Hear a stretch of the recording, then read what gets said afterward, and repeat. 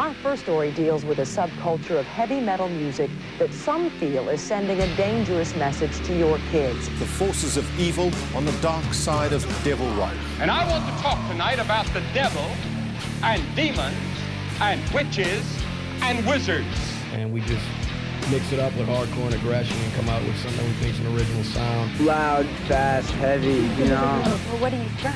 What do you got? You're listening to Riff Worship, the podcast that attempts to answer the age-old question, what makes a riff? Why do we like riffs? Talking about albums featuring our favorite riffs. I'm one of your hosts, Austin Paulson. With me, as always, are my friends in music, my friends in horror, Justin Swindle, Dylan Adams. You guys look fucking stupid. Oh, that comes really highly regarded from the fucking elder over there. Yeah, man, great record. It's totally good. It holds up. How are you guys? Picture perfect. A little grim.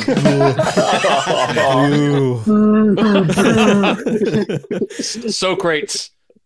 So yeah, fuck. They Melvined you. They Melvined me. We got a fun episode today. We're going to be getting into a lot of horrific themes and sounds, but we also have a good friend of ours, a returning guest. You may know him from an episode we did earlier in the year talking about his band and his latest record, Homicide, which is out now through $20 Spin. He also is the mastermind behind Fulci Roch. They make pretty great horrific gear. I definitely recommend checking it out. I am, of course, talking about David from Atræ Bilis and Fulci Roch. What's up, buddy?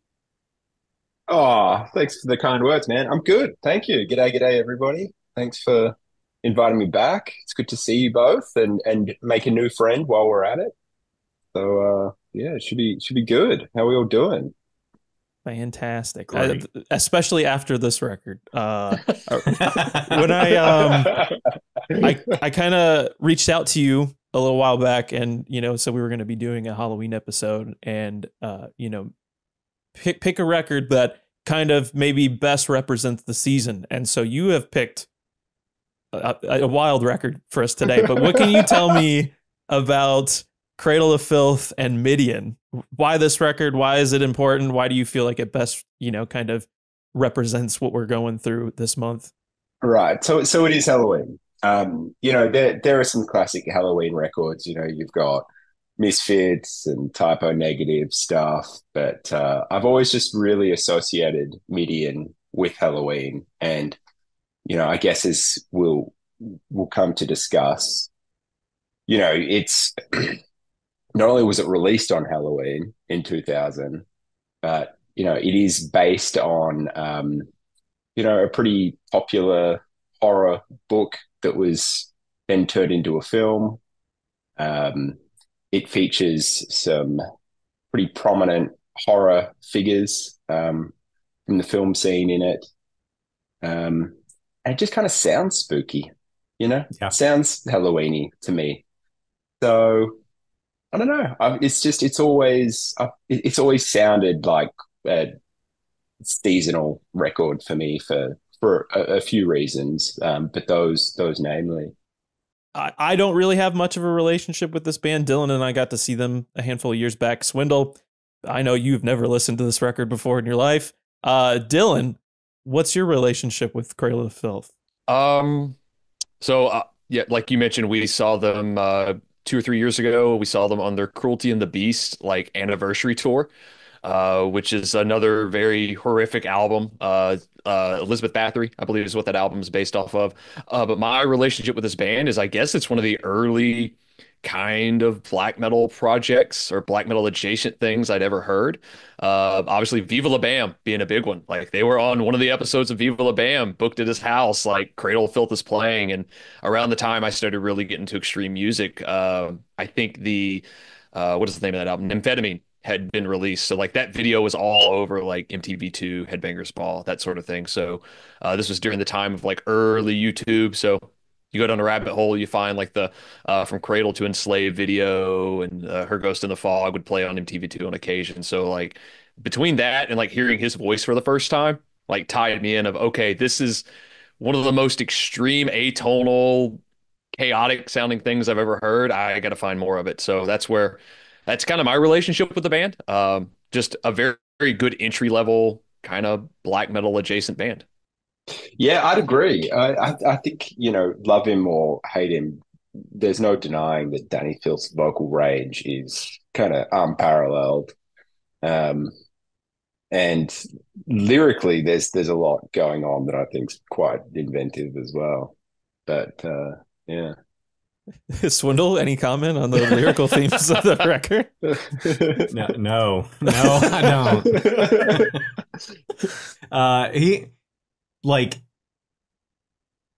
He does a lot of internal, like, the rhyming schemes. The rhyming schemes are wild. Like, his ability to write good poetry is like a lot. Like, he's good at it. He's good at writing things, but like, it's depraved as fuck. The lyrics on this album are fucked up.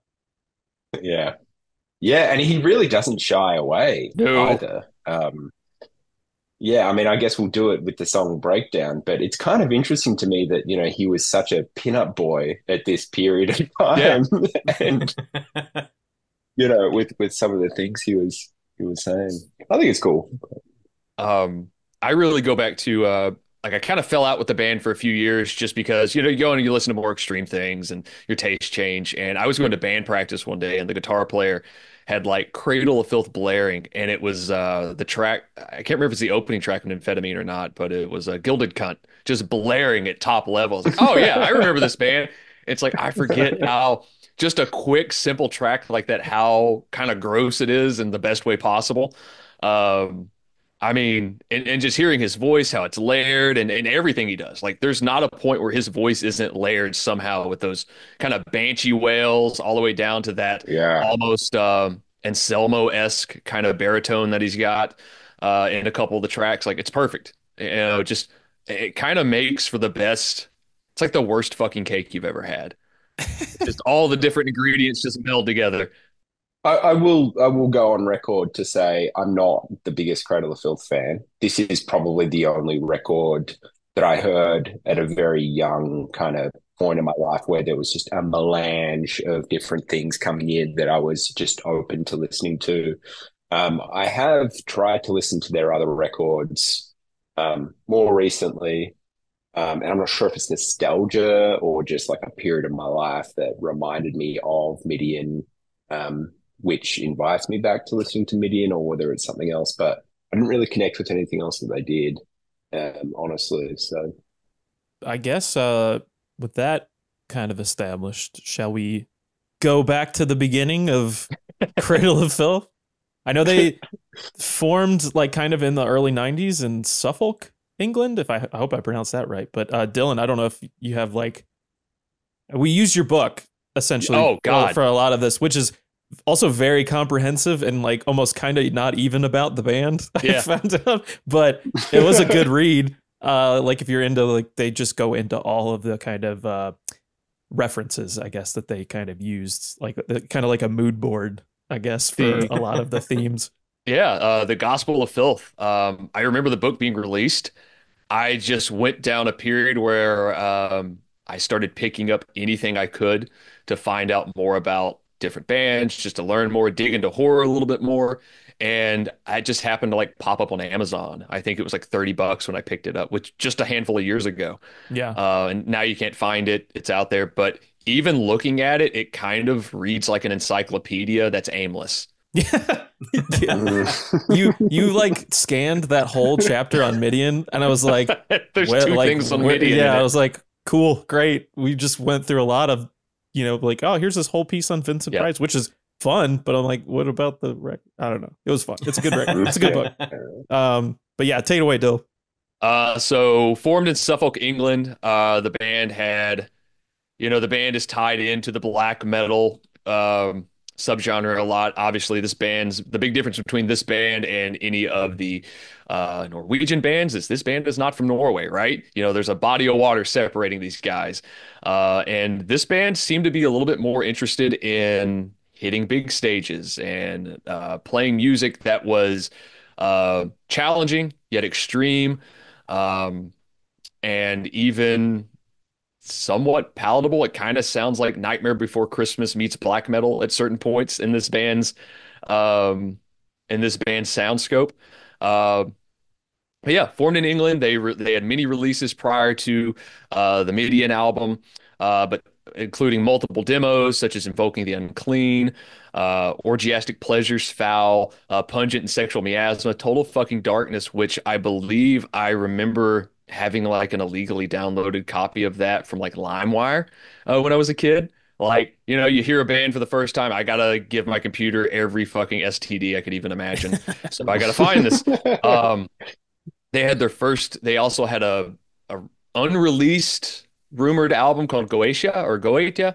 Uh, and apparently the label was not able to fund said release, and the album disappeared except for one track. I believe that track ended up coming out on a release done a few years ago. I believe the track is called Sputtering of Faces or something like that, Sputtering of Feces. But you go through, the band releases their debut album in 1994, The Principle of Evil Made Flesh, which was released on Cacophonous Records. The album is really reminiscent of its cover, which is kind of a sign of the times. I've always compared it to Typo Negative's Bloody Kisses, except it's a couple vampires or vampiresses making out on the cover, as opposed to a blonde lady and a brunette lady, which Pete was real upset about. But that might be the only quote unquote black metal release, I think, from this band. That's the closest to the black metal subgenre. And then they started getting a little bit more grandiose. And I believe the band has been described as Iron Maiden on crack at certain points. And Midian is a really good representation of that. I would absolutely agree with that statement. Yeah. Midian does not sound, I mean, I picked out maybe 3 black metal riffs in it. Yeah. But the rest of it is very much Iron Maiden on crack. Yeah, I think this band is very much just in presentation, maybe black metal with just the stylistic choices that they make. Maybe even subject matter wise, there's a little bit more there. But there's also, Danny's also influenced by, Gothic horror. He's influenced by Lovecraftian horror, anything like that, and as well as history. I mean, there's a reference on the Midian record to Gilda Ray, who they also did a concept record on many years later in Godspeed on Devil's Thunder. So there's a lot of, Renaissance ties in or tie-ins to the Dark Ages in here, as well as really, really depraved shit. But you go on, the band releases an EP in The Empire or Dark Fairy Tales in Palestine, which, fuck me for trying to pronounce that. But then they go on to Dusk in Their Embrace in 1996, which was their sophomore release. And then they go on to what is kind of considered their classic in Cruelty and the Beast. And that's kind of where the Midian arc starts. Cruelty and the Beast had a terrible production to it. I believe the band was completely unhappy with that. And it seems to be that Danny has even... Danny shoots pretty straight when it comes to a lot of things, and I believe he made the statement that only one person was really happy with that record, and that's what happens when you make a record to only make one person happy. And he was referencing their drummer at the time, who is a really good drummer. Went on to play in multiple other bands. I believe he's in that. I believe Nick Barker is who I'm talking about. He's in a band called Lockup that's had Thomas Lindbergh playing in it at multiple times. Shane Inbrey from Napalm Death. The vocalist from Brutal Truth has been in it at multiple times. I think Jeff Walker's even had something to do with it. So Nick's a really good drummer, but it seems like Danny was not really stoked on that album or his performance on said album. And they like self-produced, like I think there's like one other person who they collaborated with, but they like self-produced that shit themselves too. So they're maybe we should get maybe we should get somebody else. And that's where you started to see what Midian was to become. What was it? 3 years later, you get the From Cradle to Enslave EP, which had their first video done for it. A bit of a stylistic change on that record, or that release as well. Your first music video, although I don't think a lot of people saw it, but I know David recently picked something up. I do. I guess I just kind of want to go back on Nick Barker. I could be wrong here, but I believe that he spent some time with, and I'm going to mispronounce his name as well, Dimmu Borgir as That's well, Yep. who to me were also like a very they echo. Well, I don't want to say echo, but I felt like they were a parallel to Cradle of Filth in Yes. many ways. They were very symphonic. They were very accessible. I felt personally that Dimmu kind of did the stadium songwriting a little bit better, Yes, I agree. which is interesting because when I listen, especially to Midian, the songs sound club sized to me. They don't sound like the festival anthem. So it's interesting. I don't know what happened behind the scenes with Nick Barker, but he around that time it's he was very into this music. You can tell. So yes, but back to the VHS. I I was in Portland a couple of weekends ago and was shocked to find the Pandemonium VHS. I'm not sure who released this. This has got a Metal Blade sticker on it, which doesn't look right. Maybe it was just distributed from them. I watched this, and this is effectively it's the video clip for the song From the Cradle to Enslave, I believe. There's two cuts. There's a censored cut. There's an uncensored cut. That takes up half of the video. And then there's some live footage and they're talking about it. But what I did find most interesting about this is that it basically features the same production team that went on to work on Midian and the other ancillary projects. So I believe the same producer worked on this EP before they continued working with him on Midian, and a lot of the videography staff and actors are the same in another project that Dani Filth did, which we can get to separately. Yeah. But this was interesting for that reason, because it kind of illustrated to me that there was a period of time where their team was very tight and they felt very creative, and they clearly really enjoyed working together and wanted to pump out as much as they possibly could. So that was kind of neat. That music video is wild. Well, like we'll talk about him later, but like this is like the kind of the beginning of them working with like Alex Chandon, who's like cult horror guy around the area. But the one thing I found kind of interesting was that he may have like heard like an early version of that song, and like I guess it had violins in it, so he was like, all right, there's gonna be a part where these violinists are gonna be like sawing, like slitting their wrists with the violin bows, and he's like, oh, that's like not even in the song anymore. But then he went back and remastered it back into the song so they could just have that cut of the video. Yeah, that's cool. Yeah, I kind of wish, where I found this in Portland, it was a big retro gaming expo, and there was like a VHS swap meet attached to it. I picked up some great stuff. I was really hoping to find Cradle of Fear, which we'll get to. I'm not sure if that even got a VHS release. I know it had a DVD release. I couldn't find a copy of it. So I was able to watch it, but yeah, I was a little upset at Portland for not, supplying the goods there. Keep it weird, they say, not weird enough. So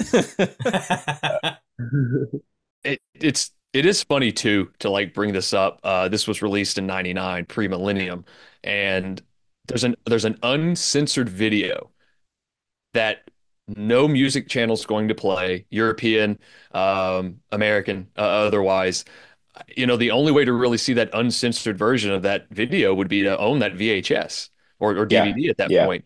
And so you're really asking a lot of your fans, but you're also showing too that you're willing to make the artistic move to go, okay, hey, here's the video you're going to see, but if you want to see the really gnarly uncut one, pick this up, take a look at this, because this was before Bloody Disgusting. This was before the internet became a thing.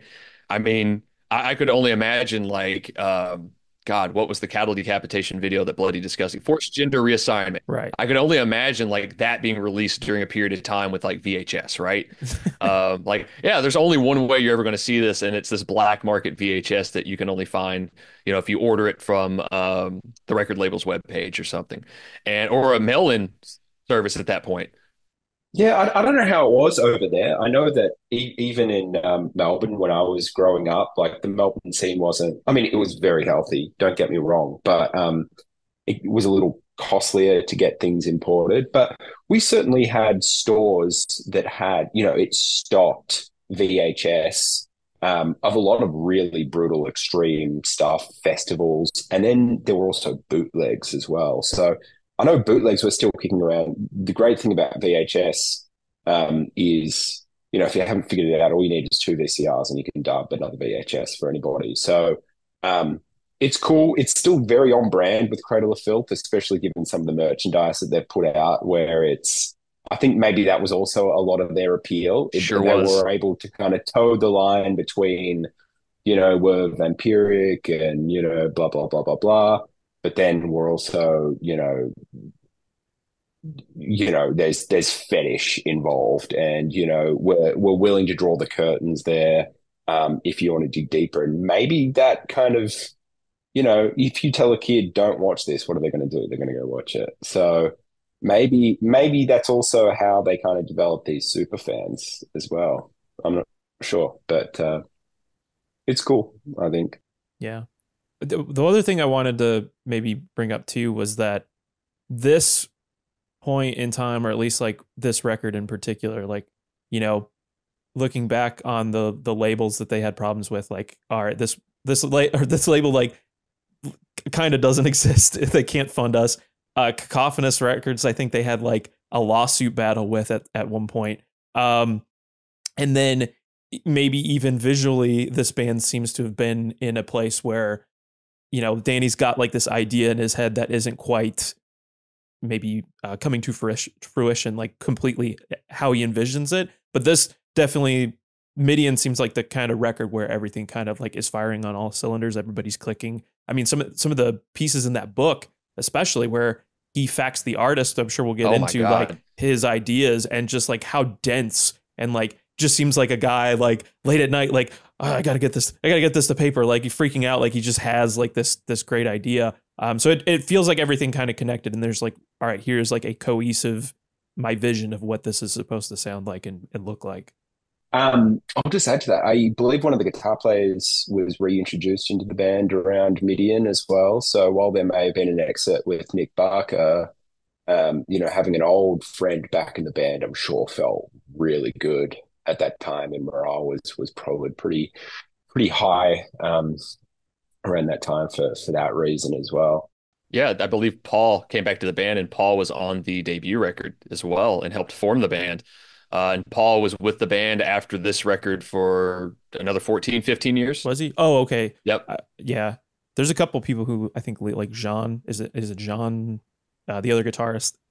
He leaves like after this record, I think. But they also got like, speaking on some of the lineup here, I mean, you got some people who joined for this record. Martin Powell, the keyboardist. This is like this first album with the band. I think he was a full-time member of My Dying Bride, and then maybe just a live member of Anathema. You also have Adrian Erlinson on drums, who's awesome on this record. You might know him as a member of fucking At the Gates, The Haunted, former member of Paradise Lost. So definitely super cool there. Everybody like has I think everybody has a moment to shine on this record for sure. Like you can pick out something and everybody's like, oh, drum performance is great. The backing vocals are crazy in a lot of parts. Did they have more than one keyboard player for like the live shit? Surely it would have looked a lot cooler if they had a person playing a real pipe organ. I was thinking that. I was thinking that too. Like I heard a lot of simulated pipe organ, but I would have loved to have heard a legitimate, cathedral-sized organ, or at least just hearing recorded stories of them capturing some of those on this record, which I'm not familiar with. This album actually sounds quite digital to me. I'm not sure if it is. I didn't check to see what the console was at that studio at the time, but I was listening to it again, and there are different mixes between the songs, but I think that's really where you can kind of hear like a little bit of almost aliasing going on. So I also thought it was a little odd that it wasn't possibly an analog console. I could be wrong. I haven't checked the hardware, but yeah, that was an interesting thing as well. So it is kind of funny to talk about obviously dealing with going back and talking about cacophonous records and dealing with all of that. The band ends up signing to Music for Nations for the European side of things. And Music for Nations, if I remember correctly, was a European distributor of Metal Blade and or Roadrunner Records at this point in time. Had a lot of those labels in that period of time, late 80s, early 90s, were all tied together.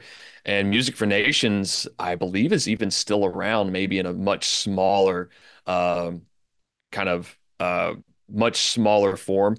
And it may just be a distributor at this point. But the band also signed to Koch for the US, which is now known as E1 Records. It's gone through multiple different names. Or Monarch Heavy, that's what it is now. Same label.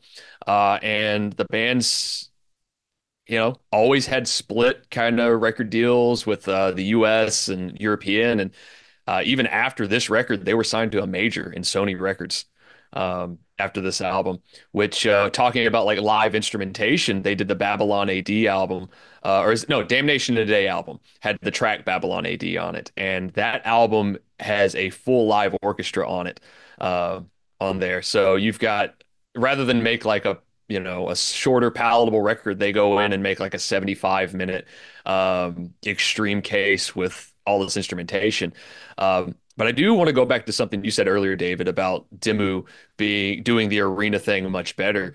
I do agree to that completely. It seems like those tracks maybe were even a little bit more accessible than this band's tracks, because everything on this album is so densely done. There's so much going on that it is hard for maybe a regular listener to get into. Whereas those Dimmu tracks, such as like Progenies of the Great Apocalypse, which was kind of the big Ozfest track, right?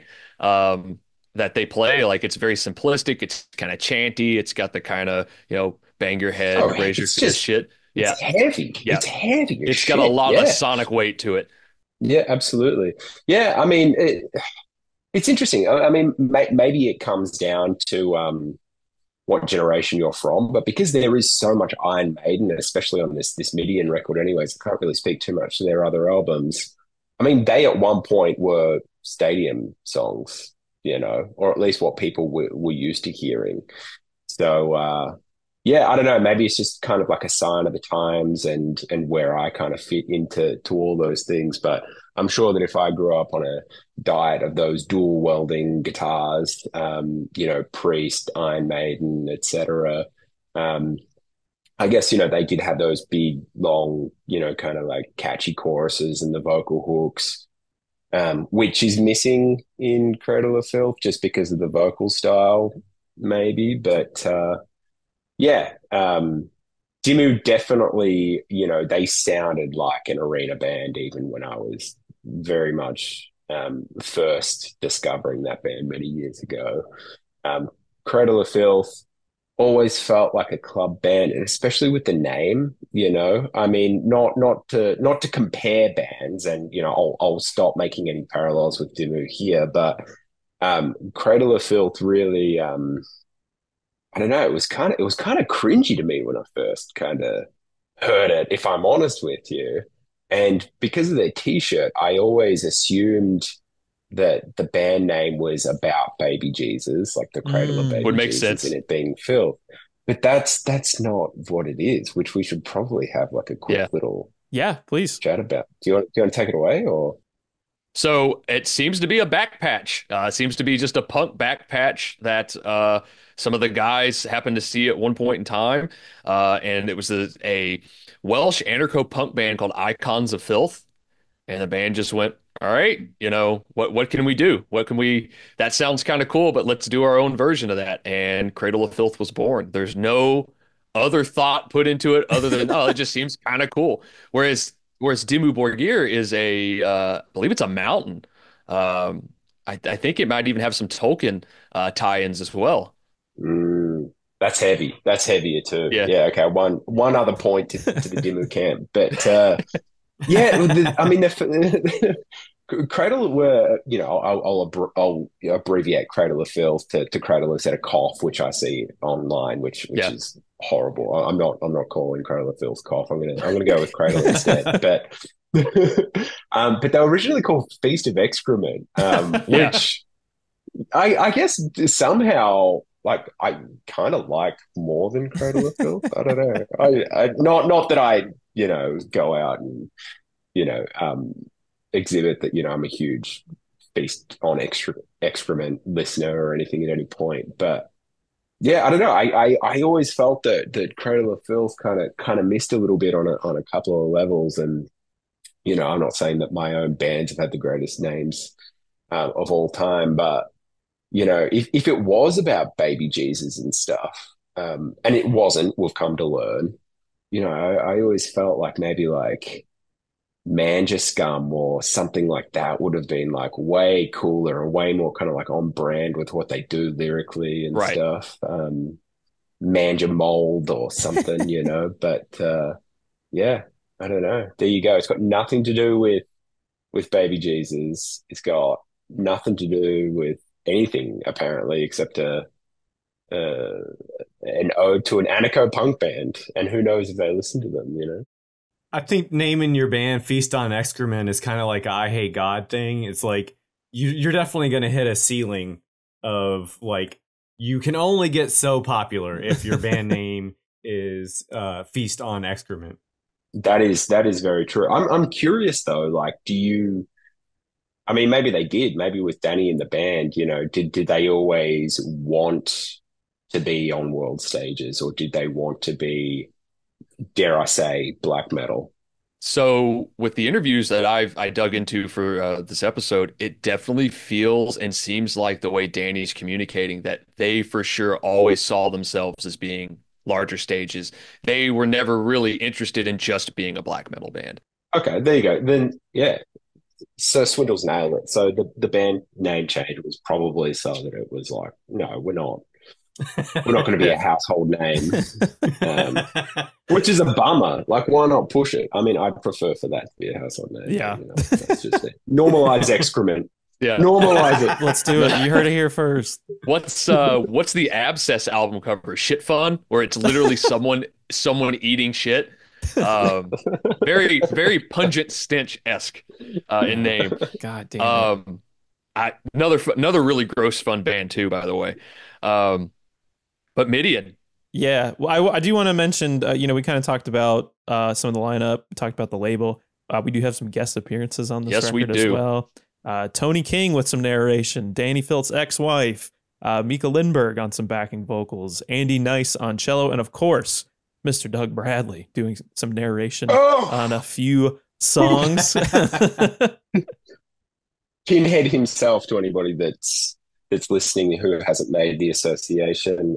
Doug Bradley was in Clive Barker's very popular Hellraiser franchise, and played the man himself. And of course, Nightbreed, which, obviously has ties to this record. What, I don't know the character's name. I just watched like a 3-hour like supercut of the movie. God, wild. Yeah. It is. He's like the guy he's kind of like the leader of like the monsters or whatever. He makes like the laws, I think. Yeah, there's that Nightbreed connection. And the other thing too, I mean, this wasn't even like the last time he makes an appearance on their records. Like he appeared on at least like 5 other records after this Midian. And then also not even like the first time someone from like the horror world had guested. They had Ingrid Pitt, who some may know from Countess Dracula, Wicker Man.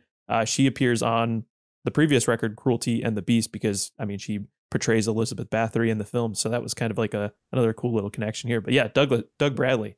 So what do you think about the Doug Bradley connection with this? Is there really wasn't this big grandiose plan to have him on there. It just ended up with like, oh, okay, let's go get a drink kind of thing.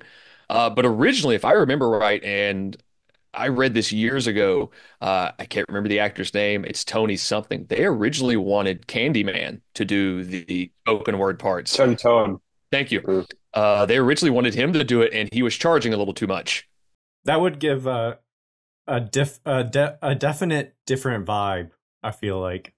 Yeah, I mean, he's got the voice. He's got the voice for it, though. Tony Todd's definitely a lot more kind of sinister in some ways, possibly on a record. But yeah, I thought that the spot that is his ex-wife's little line, the like care for some necrophilia or whatever. I thought when I listened to it, it was just like a sample of like Elvira or something. Like they just like lifted a line from an episode of Elvira, but no, that's not. Yeah, it's from Brazil. I love that fucking movie. yeah, That movie kicks ass. Yeah, it's. I've got a copy of it somewhere. It's in one of mine as off screen. Yeah. Yeah, very cool. Very cool movie. But Doug, as you mentioned, Austin was on, has been on many other releases. He's on their most recent release, which is Existence is Futile. So long-lasting relationship with Doug, it seems to be, along with the Clive Barker kind of tie-ins for this band. I mean, now going back and researching this in any like different lineup of the band, different album cycles, there's a very sexually violent or sexually horrific kind of image to this band with everything that goes with them. You know, digging into some of the like fetishism that the band's into. I mean, in that encyclopedia, it is littered with just like, I mean, I showed you guys when we saw each other recently, it is littered with just sexual innuendos, imagery, like a lot of like S&M bondage stuff, like all in there. And the band has not shied away from that. But I want to mention really cringy merch. I owned the V-Steel masturbation shirt. I had it. At 17 years old, I had that shirt. And I somehow wore it to high school. I somehow got away with wearing that to high school. That's wild. One time? Did they? One time. Yeah. No one caught it. This is the same shirt with the famous "Jesus is a mate" on the back, as Australians would say. Yep, it sure is. Wow. I somehow got away with wearing that. Like it is, I might still have that original one somewhere around here. Like it's a rag at this point. I have, yeah, I've also heard. Sorry to cut you off. I've heard that is like one of the highest selling T-shirts from a metal band historically, which is amazing. I've seen more of them in recent years, like at different shows, than I thought I ever would. I'm like, there's no fucking way. Like this shirt is selling. I mean, it's more of a statement than a merch item. But yeah, I also think that was possibly one of their pivotal moments as a band, I would argue. Just like Cannibal Corpse and Ace Ventura, you know, the Jesus is a Mate shirt is definitely one of Cradle's fork in the roads as far as, that meme, people turning their heads, like normal band merch and whatever, I kind of get that same feeling for that shirt. I think there was a period of time too where the band was really ashamed of it at a certain point. They're trying to become more of a household name. And there's interviews where Danny's like, listen, if you bought that shirt, you probably have some moral issues on your own right. And that's really far coming from him. What? Excuse me, you made it. My dog. You made it. But in more recent years, he's definitely stated like, it's one of our biggest sellers. Who cares? Dude. Matter of fact, Austin, when you and I went and saw them, they had it for sale. Yeah, like it was there. Like, of course they did. I always go back to the Cody shirt. The Full of Hell fucking Chris Farley shirt is a terrible shirt. But they did it. I don't know. What is that shirt? Sorry, could you describe that? Because I am a huge Chris Farley fan. So if they dead, I'm going to Full of Hell used to sell a shirt with it just said Full of Hell and it had Chris Farley's like death picture on the front of it. Oh, and no. Yeah, they've since. I think I've read Dylan say like this is. If I have one regret about this band, is certainly that shirt. I get it. I've certainly done regretful stuff, and it's not because it came from a sinister or shitty place. It was just immaturity. It's just you just hadn't grown up. So I totally sympathize. It's just a shirt, and I also understand how they may be regretful about it. But the older you get, the more accepting you are of your past too, and stuff. So that checks out. But yeah, R.I.P. Chris Farley. Just want to put that out. Gone but not forgotten. Can we input the "you bastard" thing from the Norm Macdonald movie, Dirty Work? Buy Mitch a beer. So production wise, we kind of mentioned earlier, very displeased with the previous record. So that certainly played a hand in getting a new producer, John Fryer, who I guess was a member of This Mortal Coil as well, or at least like a collaborator with that group.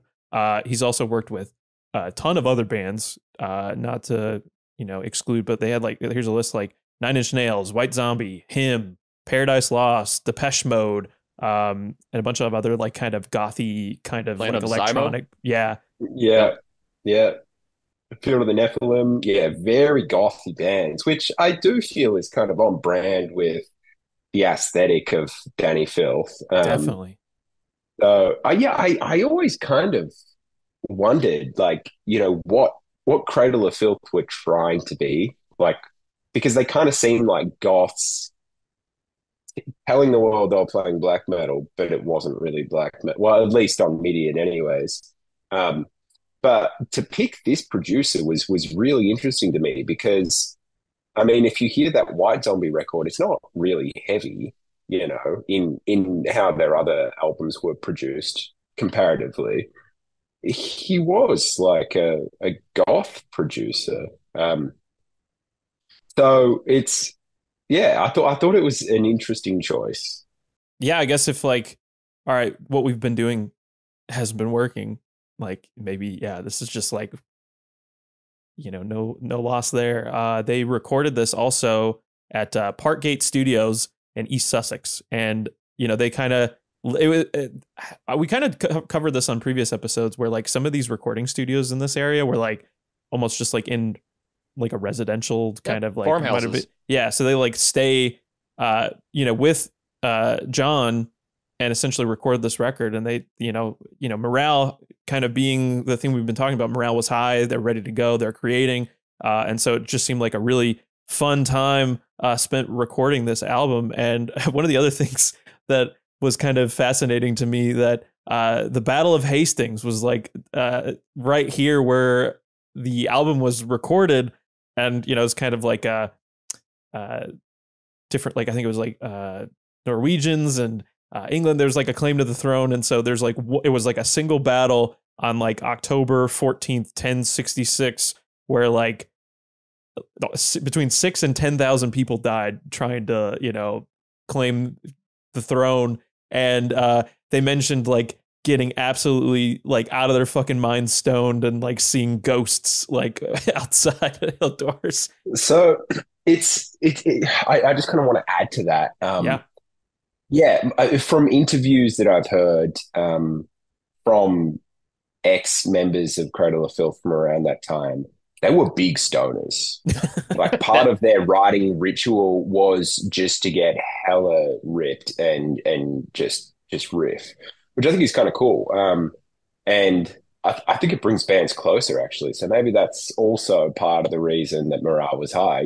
They're all just freaking out about, these paranormal things that are happening when really they're just fucking stoned out of their brain.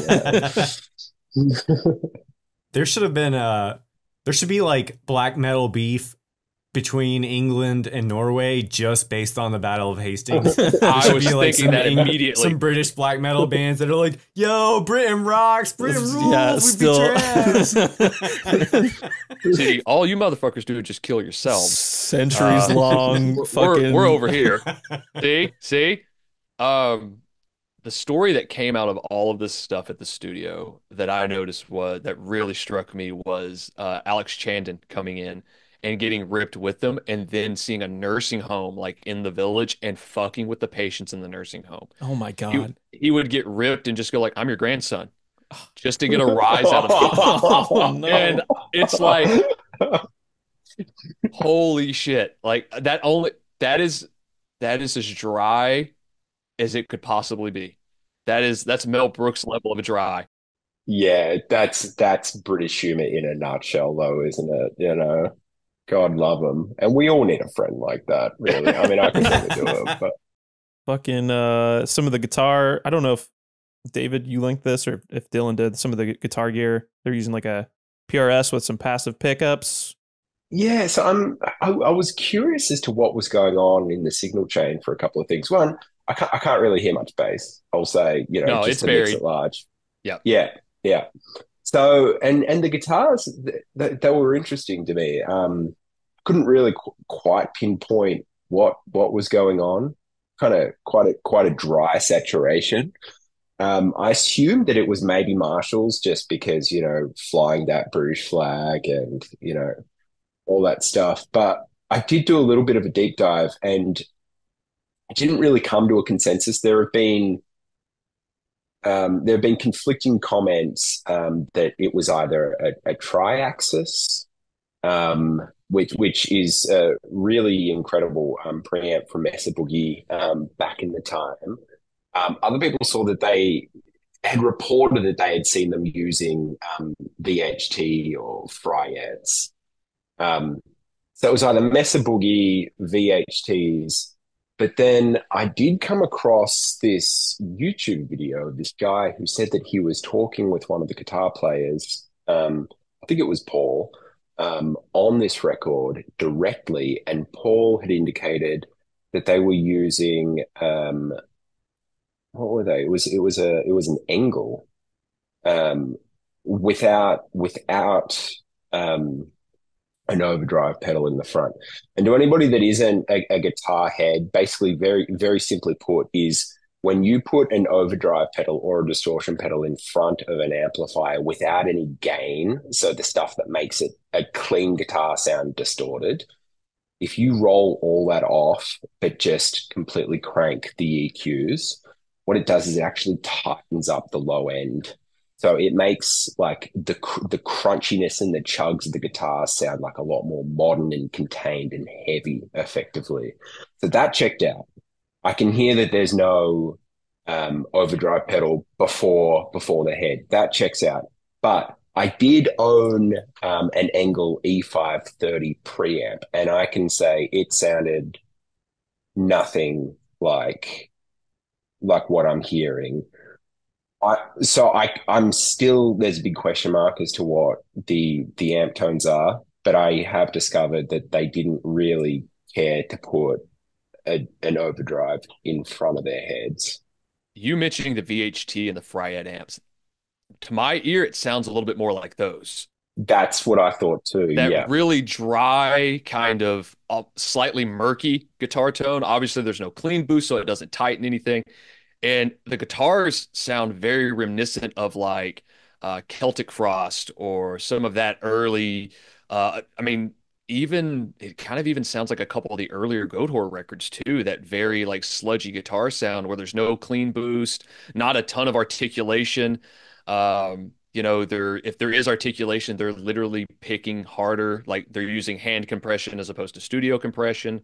And there's even a very Arise sounding guitar sound on here, like Sepultura's Arise. Like it hit me immediately with how some of the riffs are written and the overall tone of the guitars on this record. Yeah. The other thing I thought was interesting, sorry to everybody here that's listening that isn't a guitar nut, but there's only a couple of guitar solos, like full-blown guitar solos, on this record. And that's also another key indicator of what amps people are typically using. Right. But to my ears, it didn't sound like they had really dialed in a lead tone for those guitar Yeah. solos. And they're not great guitar solos either, in my opinion, anyways. Like they're fine, they suit the song and they're solos, but they don't sound creamy. They don't sound like a neck pickup. They don't, it kind of felt like guitars were a bit of an afterthought on this record in many ways, which is kind of odd to me because it's a very guitar driven. I mean, the songs are very guitar driven. Mhm. So yeah, big question mark there with what's going on. But I will agree, it didn't really sound like Engels to me, although that's what's been reported as what it is. So They're not sharp enough. Ingles kind of have a little more sizzle to them, at mm, least the few that I've been around and the few that I've tinkered around with. The minute you mention the VHT, it's like, oh yeah, that's 100% what this sounds like yeah, to me. Or yeah, even maybe, I mean, it's arguable that it could have been an old dual rectifier like a Rev G or Rev F with no clean boost, it's arguable. But Well, even those are a little bassier. Yeah. Oh, they are. I mean, Yeah. they're so much more scooped. Yep. And their low end is there's like this really there's like a nice. I can only really describe it as like a throat. Like Yes. Yep. it has that throat that, you know, like Cannibal Corpse have popularized, and just that big American chug, you know, that isn't the 5150. I'm not hearing that at all. I was really lucky to own a Rev G for a few years, and yeah, it doesn't like I could see if you adjusted it a little bit more, if you blended it with something, it could be that, but I'm definitely leaning more towards the VHT, the Fryette, everything like Yeah. that. It's too murky sounding. Hmm. The other thing is the drums. Just talking about production, the drums sound triggered for me as well. Like especially the snare and the toms. Definitely. It does not sound as acoustic as the EP that they did beforehand with the same producer, which I thought was quite interesting. And it kind of works. I feel like it has this endearing quality about it, but it ultimately does sound like a very digital, you know, a dated digital record um, to me. But yeah, I think the vocals are the real shining light on this record. There are just layers on layers, and it's yeah. It stands front and center on this record, like vocally, and the album almost feels like with the weird production value and how the guitars are, they're not necessarily buried in the mix, but there wasn't a ton of thought put into them, it seems. It almost feels more like an orchestral kind of record with vocals on it, just with how everything's layered. Like for a band, as you said, that is very guitar centric, this album definitely isn't. There are points in there where like riffs do shine out 100%, but they're almost like they're just there to enhance what else is going on. There's not a ton of short song lengths on here. Most of them are kind of these long epic tracks. I think the shortest track is technically the opening full-length song, which is Cthulhu Dawn. But before we get into the music side of this, I don't want to gloss over the album art. Oh yeah, fuck yeah! I don't want to gloss over that at all. I totally forgot about that. American photographer J.K. Potter, who that was a photograph. It's like, yeah, he's like big into like kind of manipulating kind of more, I don't know, realistic images into some wild shit. But I did I think it was, let's see, he from the book that you had, Dylan, I guess like Dani was super into this like collection of work called Neurotica. Yeah. So like JK certainly like is seasoned in kind of like the fucked up kind of side of things, like horrific images. But I did find it very funny to learn that I think Dani and the band like had wanted him to work with him for quite a while, and he like read the lyrics and was like, I'm good. I like don't I don't like them. And so he finally kind of, relented and worked with him on this. But I did find that fucking hilarious where it's like, yeah, that's not my bag. Fucked up. Yeah. The Austin Powers line. That's not my bag. God, it is a very striking piece of art. I will say, it's definitely been remastered throughout the years. It's a lot easier to look at now. Years ago, it would just be this purple smudge, like of a CD case or whatever it was. I mean, there's a lot going on to it. The art itself is very, it is dated. It does look like it was made in the late 90s, early 2000s. My favorite thing about the artwork is the crab claw monster that's on the left-hand side of it. I love it. It definitely looks like something out of like Austin, you'll get this, the Freaked. Oh yeah. It looks like a monster out of Freaked. Fuck yeah, dude. Like a bad butthole surfers music video. But it's fitting. I do like the artwork itself. It does kind of tie in with the Midian title and the Cabal influence. It ties into the Nightbreed movie there for sure. It does, yeah. I will say. I'm sorry. Go ahead. Go for it. I was gonna Oh say, yeah, I was. We're doing it. We're doing it. Podcast, baby. All right. Sorry. I will say, the gates of Midian, definitely are there, but there's obviously like the H.P. Lovecraft there with this Cthulhu-esque kind of like cloud creature thing looming above. I think it's the entranceway to the hallway that woman in the mid-ground is running into is very. I'm not sure Nightbreed, but more kind of Clive Barker in the sense that it actually reminds me more of Hellraiser 2. Okay, the Labyrinth. Yep. Than Nightbreed, but Nightbreed was also, one of Clive Barker's films, and so it still kind of has that look. So I would agree with that, and Shrimp Guy on the front. I don't know what else to add to that. It's that's something. Man, I've grown up in the South my entire life, and I've seen many like crayfish or crawfish boils, and just seeing like claws littered on a piece of like newspaper that they dump them out on. It's like, oh, yep, that's exactly what that is. Yeah. No ifs, ands, or buts.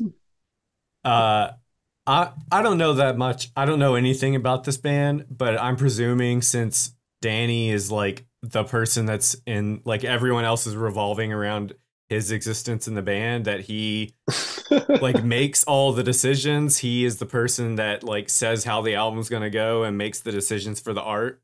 He's very maximalist. Like, they're like in the like actual physical art, there's so much shit going on, and then in the album there is so much shit going on. He's just like cramming, like, fit more into this. Like, there has to be more here.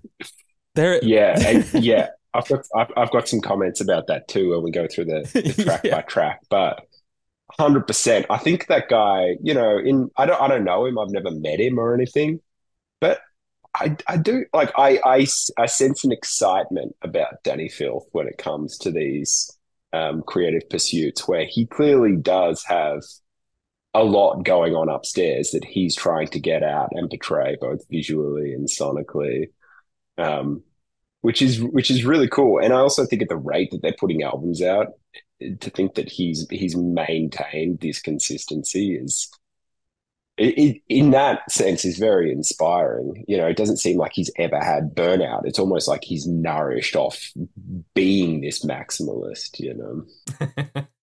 Like we mentioned, there's some connections to Midian and the Clive Barker stuff, but I guess it's kind of interesting to look at the lyrics too. It's not like it feels like more like a vignettes. Like, there's definitely connections to that sort of thing, but they're not like all about Cabal or the Nightbreed. So but we do get the first instrumental track, At the Gates of Midian. I don't know if you guys have like too many thoughts. It kind of, the way it sounded to me, kind of reminded me of like some old like Venom tracks, like the opening, kind of like the atmospheric, like textural openings of like black metal or like the Witching Hour, with some like chamber music thrown under it for good measure, I guess. I don't know. What do you think? I noted that so it like starts with organ, and then there's like a synth on top of the organ. That synth sounds like one of those fucking 90s dance song, like yes. What's love? Yep. Baby, don't hurt me. It sounds like fucking that until the organ comes back into I noted it kind of reminded me of like going to, fucking birthday parties at roller rinks in the early 2000s, like some of those soundtracks. I put that too. I had that in my notes as well. It was like, it definitely sounds like club music, like the synth is very British club music, like Party Monster or anything like that. I do like the whispered kind of like garbled vocals, and every so often you'll hear Midian mentioned. And I'm like, what does this have to do with the wrestler from the late 90s? And, why are we talking about this? Why is he naked? Had to get that in there. But again, it fits with a couple of the other instrumental tracks on this record. They have a kind of connection going throughout the record. Like, it's consistent, maybe aside from one that I can't wait to talk about. But it's definitely a cool opening, to it. I think it adds to the mood and texture of the album.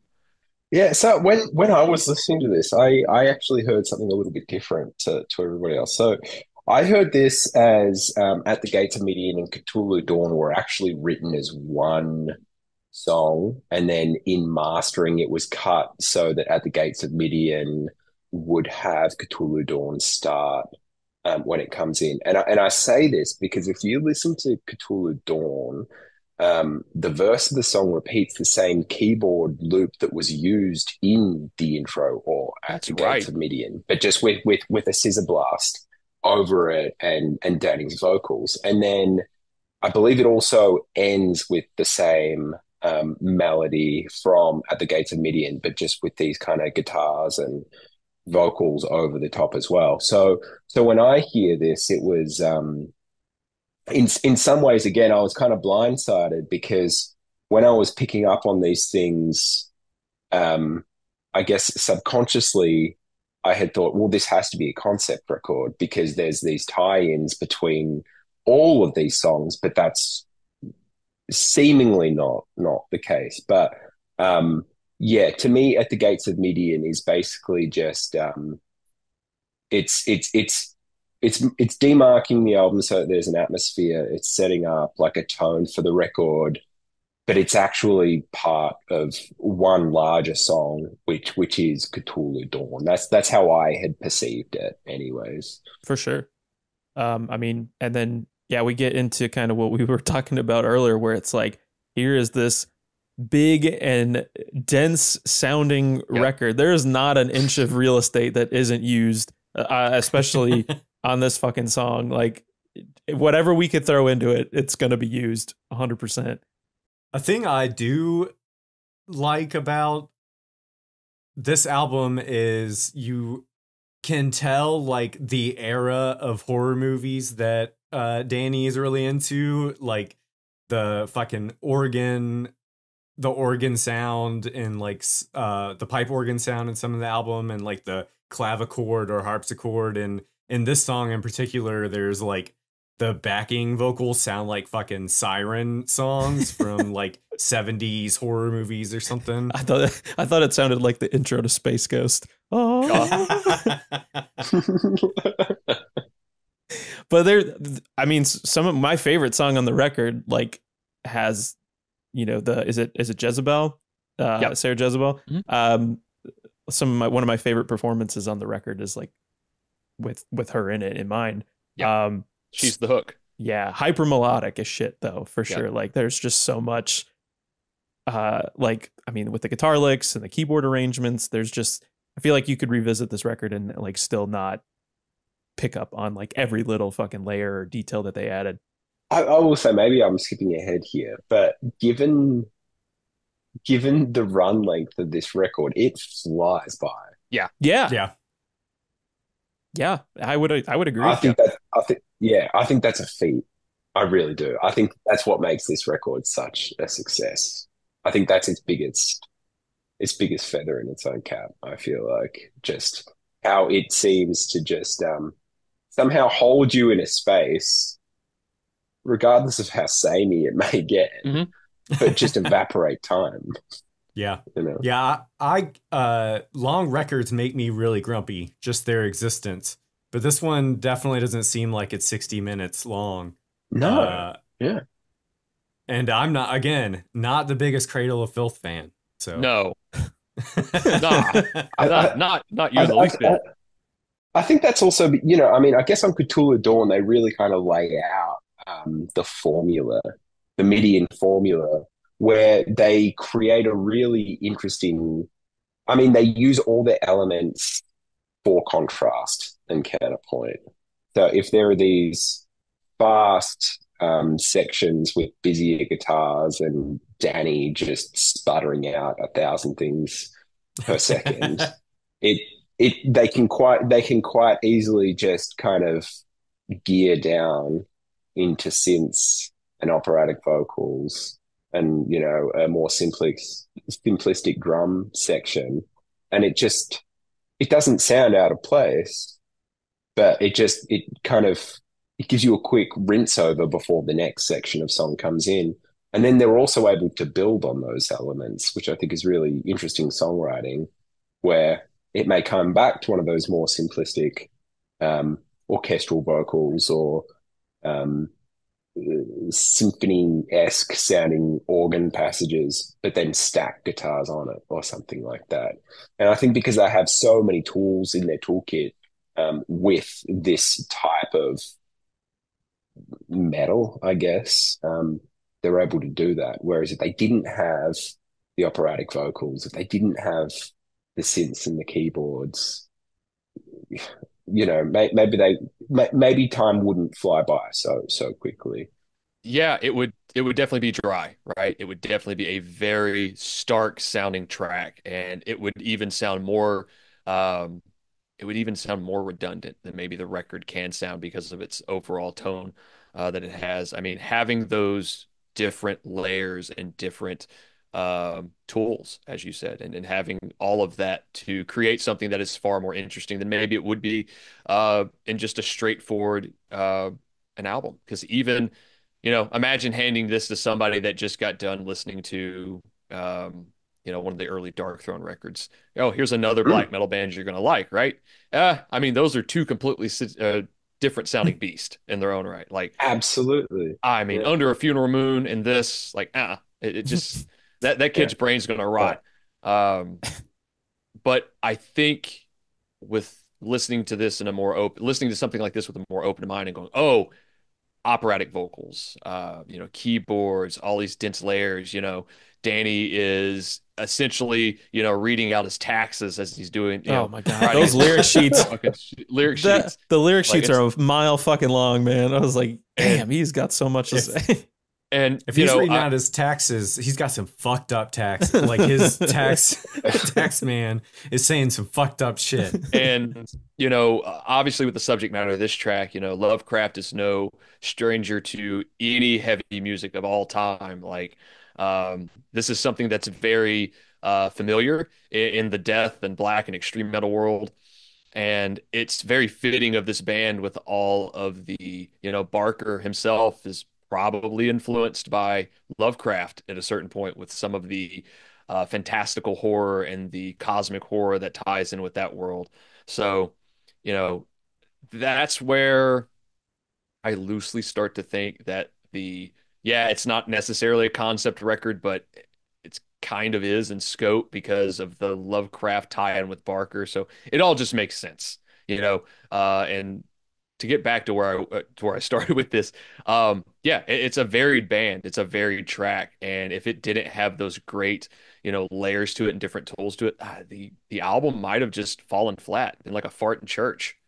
Yeah, I'll also say this is actually Cthulhu Dawn is probably my favorite track on the record, I would say. But yeah, it comes right out of the gate and it's got a low vocal. I love records that start with a low vocal. That to me is like how you should start a metal record. Hardcore record, different, but metal record, it's got to be a low vocal. Every time. And I'm testament to this. If you listen to any of my music, the first vocal is as low as it's possibly going to get. So I love that. And this is Iron Maiden on crack. I mean, there's absolutely no denying that this is an Iron Maiden inspired track. So. I love that the trill riff that's in like the middle of the fucking song. Mm-hmm. Love a good trill riff. Thanks, Tony. Yeah, they're good. Yeah, there are good riffs on this song for sure. Saffron's Curse sounds like a fucked up version of the Nutcracker. It sounds like some Christmas time stuff. Absolutely, those opening keyboards and the way the drums are paced behind it. I've seen some footage of the band playing this track live in recent months, and it still has a lot of energy to it. It's a very live sounding track. This might arguably be my favorite, if not one of my favorite tracks on the record. Yeah, I would agree. It's one of mine as well. Just because it's very moody sounding to me.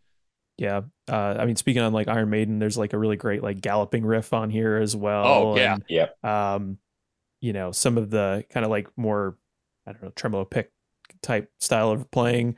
I think, is this one of the songs that I think Dani's wife is on as well? It seems like there's some narration on this one. But I think my favorite part of this song, it's like kind of like halfway through. It's like a synth break. It's got like that harpsichord part. Yes. Which reminds me of stop like the fucking song. Yeah. They're like, stop. Here's the Mr. Crowley part. I love a lot of it. Yeah, there's a couple of those. That harpsichord part like kind of reminds me. I don't know if anybody's seen The King of New York, like how some of that movie is like scored or whatever. Yeah, that's fun. But the melodic guitar lines and then like Danny's just like raspy fucking high shrieks during that part are so good.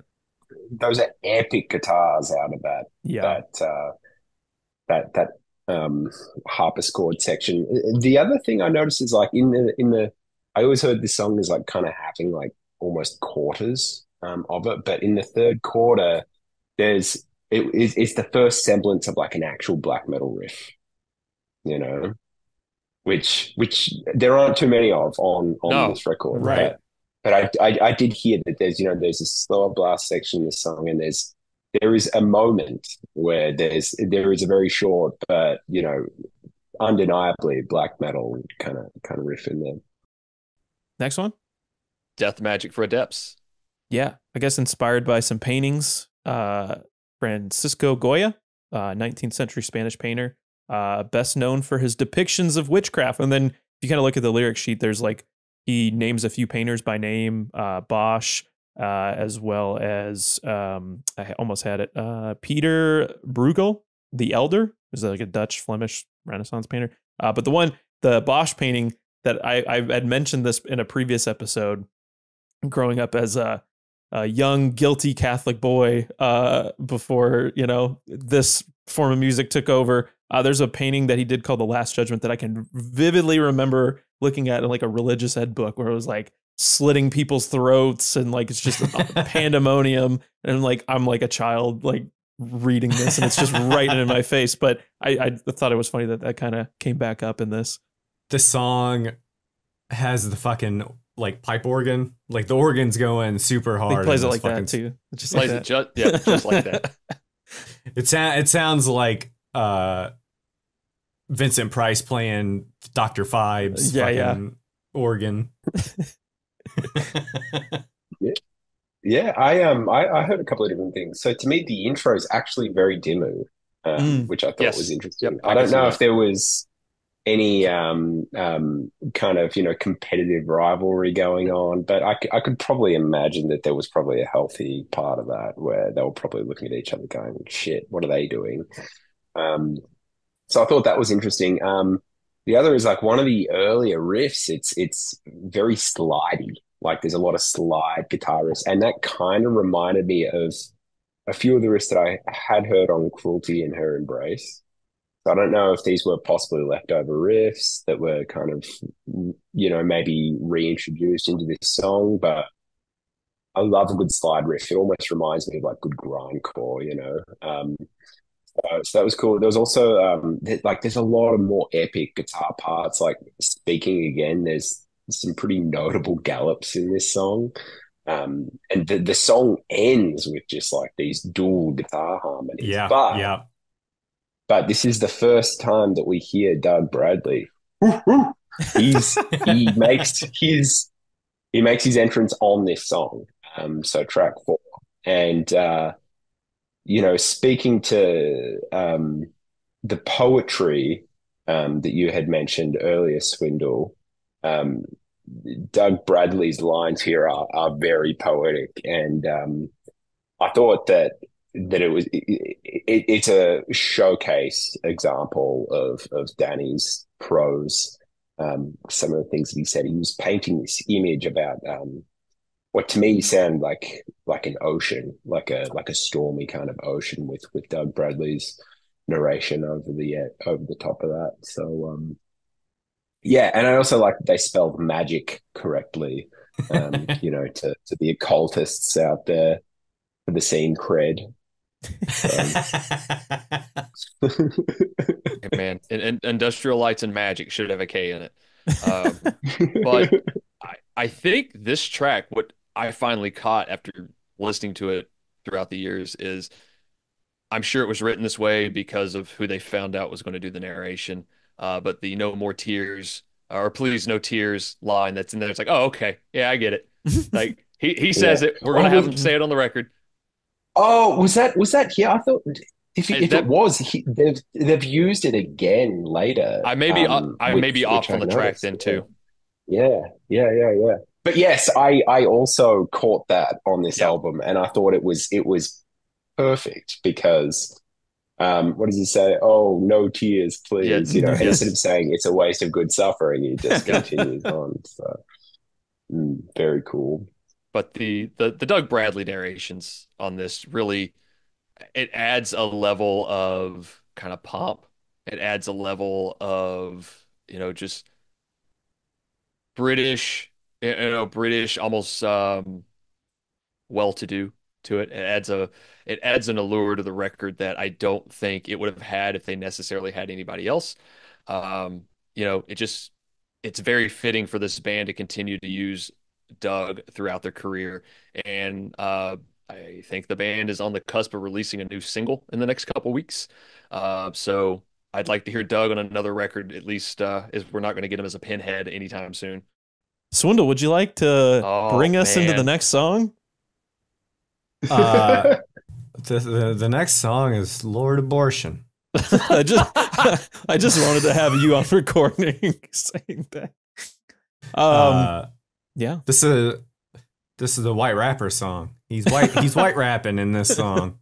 He's doing his impression of the Yin Yang Twins, the Whisper song. Yeah, Man. There's that part that kind of reminded me of maybe it's just because it's it's like the cello and the vocals playing off of each other, like the kind of similar to, or at least in my head, Dawn Patrol, like the Megadeth track. That's just the bass and like the fucking whispered vocal part on Rust in Peace. But speaking of thrash metal, this definitely has a bunch of fucking thrash parts on it. And the previous song too. Yeah. At one point, they quite literally rip off Battery, I think. Yep. So that was Absolutely. like pretty funny. But it's a fun track. I like this. It's got some good riffs on it. Paul's guitar playing, you can definitely tell that he grew up listening to like D-beat punk bands and hardcore bands, just with how he writes a riff. And I'm sure like a lot of the metal music that he was probably listening to were the classic bands, right? Like Maiden, Metallica, Priest, etc. And because he uses a lot of Metallica style, like triplet riffs or galloping riffs, a lot of their 6/4 kind of stuff throughout his entire time with the band. I mean, there's a riff I sent to our group chat earlier today that's like, oh yeah, that's 100% Battery. Yeah. Like if you listen to it, it's produced the same way, it sounds the same way, like 100%, and that adds a different element into its own right. With it, this track though is the most sadistic thing on this record. Yeah.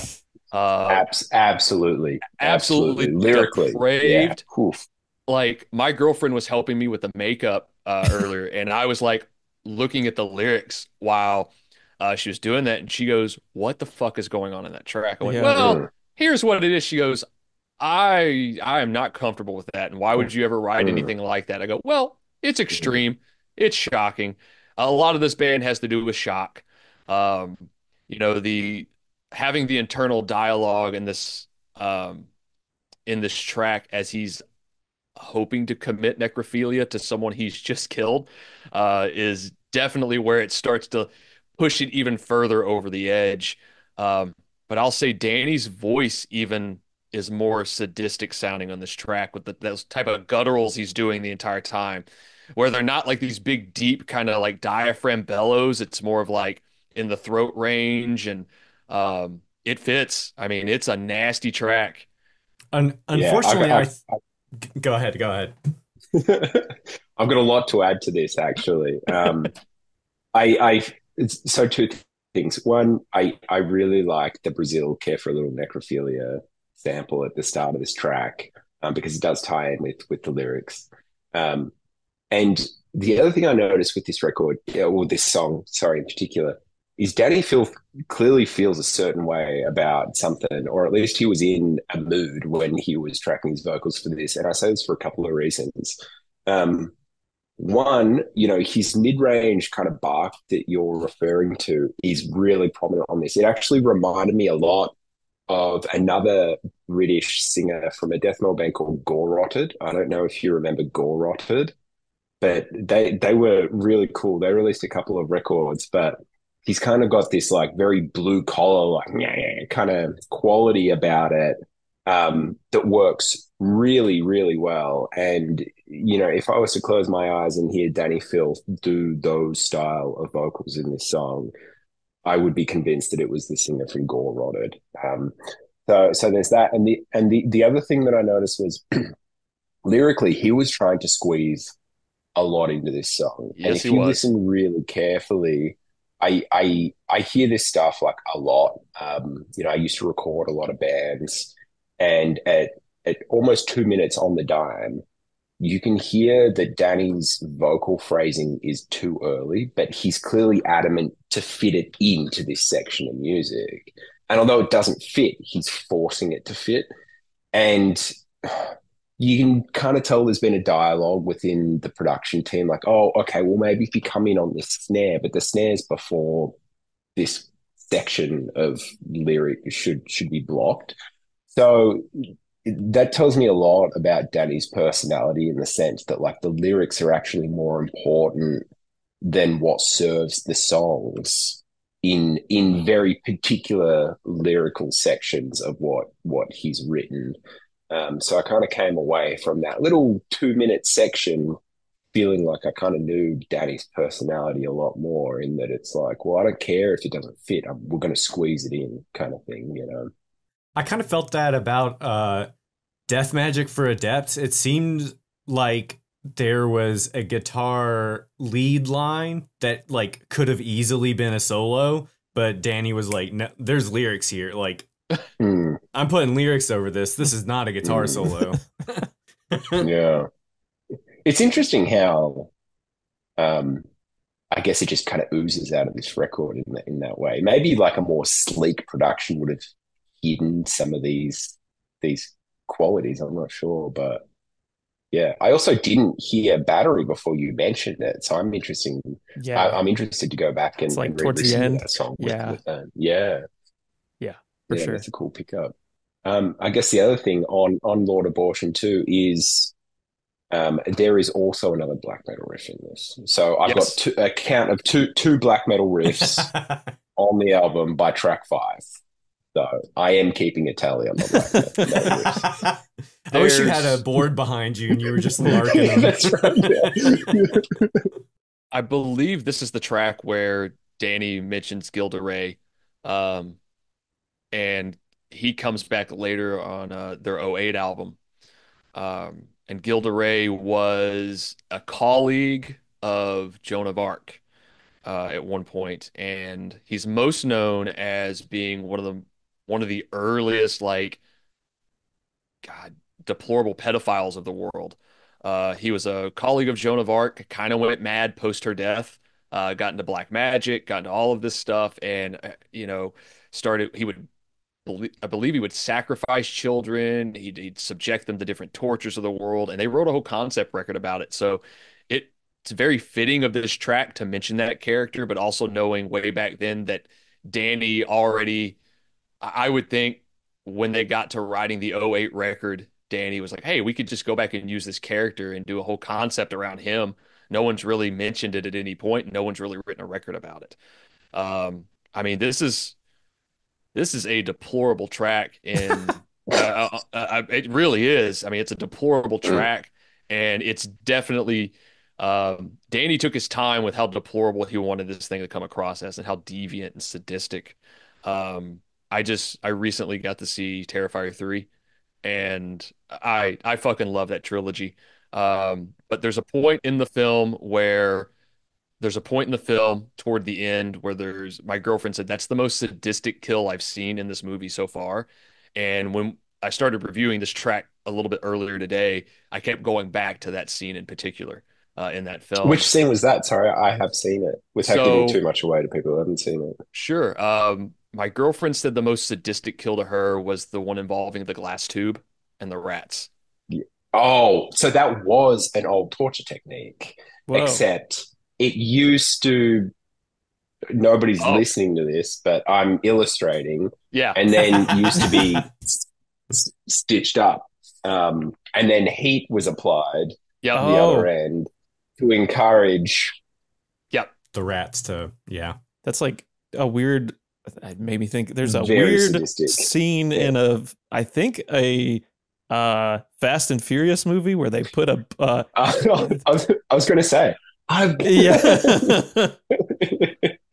There's like a scene where they put rats like on this dude's stomach, bare stomach, and put like a pot over him, and then they like heat up the top so they were forced to like maybe burrow down, I guess. But that's wild. That's a wild thing you're alluding to. Did you say a Fast and the Furious movie? I'm pretty sure it was a Fast and Furious movie. Wow. If I'm not, I could be wrong. I'll correct myself in post, but we'll see. That was the Fast and Furious directed by like M. Night Shyamalan. Yeah, right. The guy that directed Saw or something like that. Yep, Fast and Furious 2. Yeah. Electric Boogaloo? Really? Yeah. Oh yeah, just wild. That was God. Remember being a young man watching that and just being like, that's a way to kill somebody, I guess. Yep. Not just about cars then.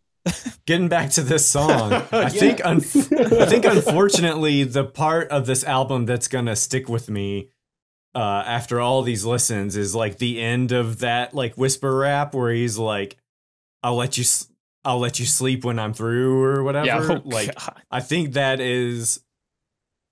line of lyrics is just etched in my brain from now until the end of eternity. I don't know why that's gonna stick with me, but it is. I think that's actually as heavy as it is, though. I do feel that like anything that is created that can have this emotional effect on a person is successful. I really do believe that, and I'm somewhat, a part of me is kind of happy to know that this song is still in their discography. It's still on Spotify. It's still up there and it's still accessible for people. So yeah, just kind of wanted to chime in about that. I think it's important to have these darker thresholds as well. Amori Morte? Morty? I don't know. Yeah, it's Portuguese for love and death. So there's that. But I would say that there's definitely more Iron Maiden influence. Particularly like in the beginning, that melodic kind of lick for sure, like a headbanging kind of like marching riff. I would probably describe it as. I don't know. How do you guys feel about this song? I think it's got some great vocal melodies on it from Jezebel on here. Like there's some great memorable things from her on this. I do feel like there's a phrase that Swindle and I will get when it comes to like wrestling shows. There will be like a really big kind of like crazy match, and then there's a match that comes after that, and it's called the let up match or like the relief match. This kind of feels like that after the dark and heaviness of Lord Abortion. Good track, maybe kind of gets lost on the record. I mean, there's definite things we could pull out on here, and I enjoy too, but this is the one, especially since it's squeezed in between Lord Abortion and the single, that it kind of gets lost a little bit. We do this every time. You were going first this time. I just picked out in like 90 seconds in, there's like a grind or death metal riff, and I really like that death metal riff.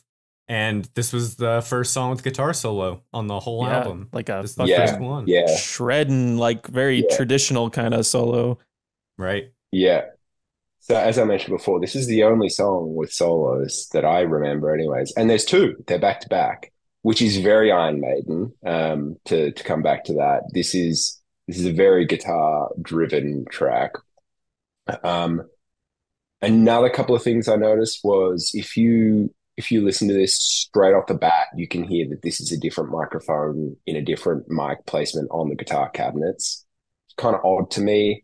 I personally, when I'm working on productions of this, quasi concept album or something like that, I like consistency. I like a big heavy mix so that the songs can do their, they can speak for themselves. But when I'm pulled in different directions because there's different mixes across every song, it actually pulls me out of the songs. So this was the most dark example of that on this album. It's mixed very differently. And the other thing I'll note is the operatic vocals, where they hit the title track of this song at the end, is kind of like a really interesting. It's like a first point of symmetry for me on this record, because when the record ends, it ends with Midian. And although that's not the title of the last track, it kind of bookends it in a way. And so this song sounds, vocally in kind of like repeating the line, of the song title at the end. It creates this like central ballast almost lyrically, which I thought was kind of cool. Dylan, your hood looks more like hair now than a hood. Hey man, as we know, I am hair challenged. I am follically challenged. You know, Grim Reaper is it's a hard job. We got to come to terms with the fact that we're not going to have hair, and we're just trying to hide it for the rest of our lives. But on to the next track, which is Creatures That Kissed in Cold Mirrors, which is another synth-driven instrumental track that connects very well with the opening track as well. I don't see the connection of this one entering into Her Ghost in the Fog, maybe like David mentioned with Cthulhu Dawn at all. This just feels like a good center point of the record coming after the prior track. And it's just another cool kind of soundscape piece. It sounds virtually like an A and B to the opening soundscape piece. Like it really sounds no different. The other thing I'll add to that is when I discuss symmetry, this also feels like where side B starts of the record, in the sense where you've got the intro for side A, this is the intro for side B, the lyrics of Amore Morte, or how you pronounce it, has got that lyrical thing at the end, bookending that first section. This then starts the next half of this record. That's how I heard it anyways. I don't know if that was it was just one of those magical things that happened in the studios and things happened, or whether it was actually designed that way. I'm not sure. But one thing I will note about this is the Creatures That Kissed in Cold Mirrors maybe has, I guess with creatures in it, maybe ties into the Cabal Nightbreed theme a little, again, in the same way that Midian did. But to me, whenever I hear this, the last half of this is a blatant ripoff of the Creepshow 1 theme. I'm not sure if you guys have seen that horror anthology. Yeah, but absolutely. I was like, wow, it kind of reminds me of Creepshow. And then I just, kind of did a sanity check, and it was like, oh yeah, this is very Creepshow 1. So yeah, I guess kind of tying in that horror vibe there with Creepshow. So I can't wait to get to the next instrumental track and talk about what that reminds me of. But hold on. Yeah, we're going to hold to that one. I just wanted to say that, like, although this is kind of just an instrumental track, Dani's fucking like maximalism even rears its head in this, because there are so many fucking tracks. There's like violins being plucked, and there's violins being like bowed, and there's like multiple keyboard tracks, and there's fucking multiple vocal choruses with the there's like a rhythmic kind of like breathing part in the instrumental. Yeah, that's wild. I'm flaking all over this fucking mic. God. Sorry, man. Paid the cost. It just leads right into the iconic opening kind of piano part for the single, for Ghost in the Fog. What a song. This is a classic track from the band. I know I've had the guitar melody stuck in my head for quite some time. Like, I hear it. There'd been certain points where I'm going to sleep at night. Yeah. And like, I hear it as I'm going to bed. And, I hear it when I'm out on the hunt trying to find the next dead one, just find that, tonight, it's your turn, you're going. But Her Ghost in the Fog, great track. Band's second video, they're working with Alex Chandon yet again on this. The one thing I remember most from this video is the reverse headbanging. effect that they do in this? Yes, Yep. I wrote that down too. I also picked something else up, but I'll let you finish. But yes, that was like visually it was through the whole video clip. Yeah. Was this also like was this song also the primary single for this record? Like was this video clip released before the album came out? Okay, yeah, that also makes sense. But I distinctly remember seeing this video on like MTV2, wee hours of the morning, and just not understanding what was really going on. What is this music I'm hearing? But I really remember that reverse effect so much. Like that's probably the most memorable thing to me in the video. There was also I'm not sure. I mean, yeah, I'm not sure of dates here, but there is also a visual distortion that happens with the faces, but they managed to capture this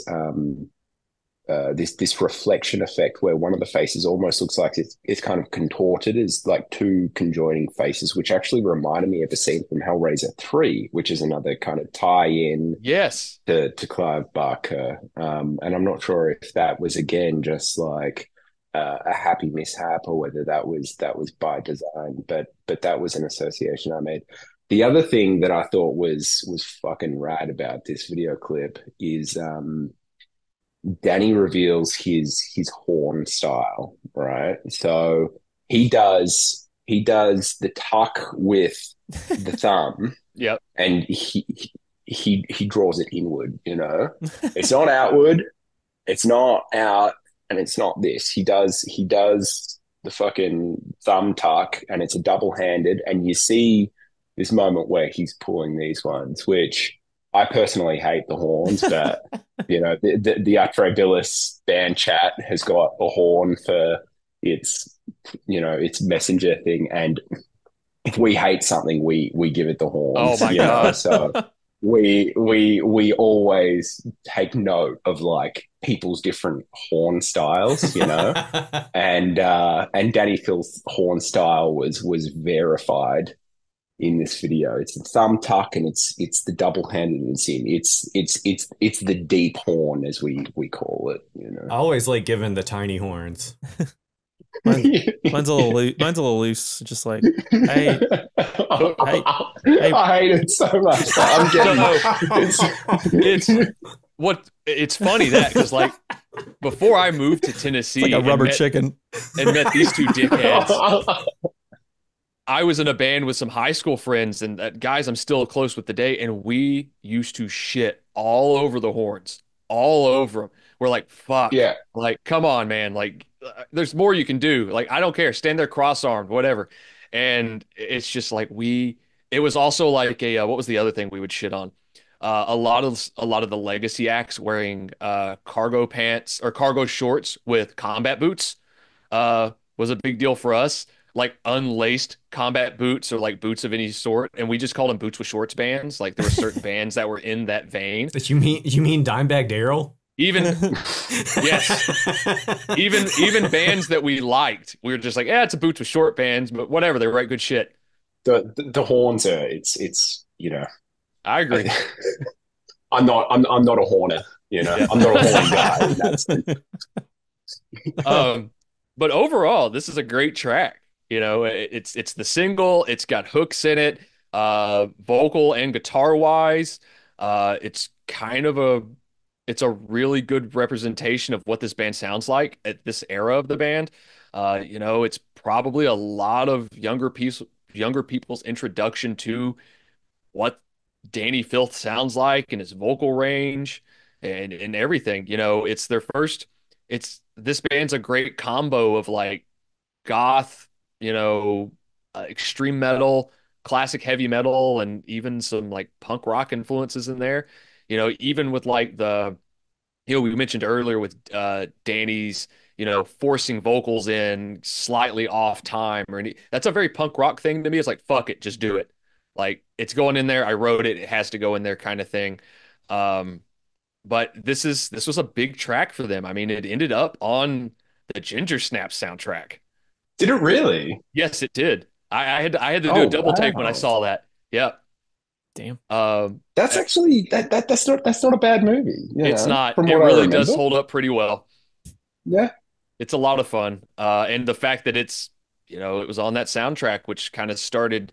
I know the band's music has been used on a couple other soundtracks throughout the years. With their signing to Roadrunner Records, they ended up on like Underworld. Sure. I think Resident Evil soundtracks at certain points. But this was kind of the beginning of the band becoming larger, and I think this single helped the band probably sign to Sony a couple years later.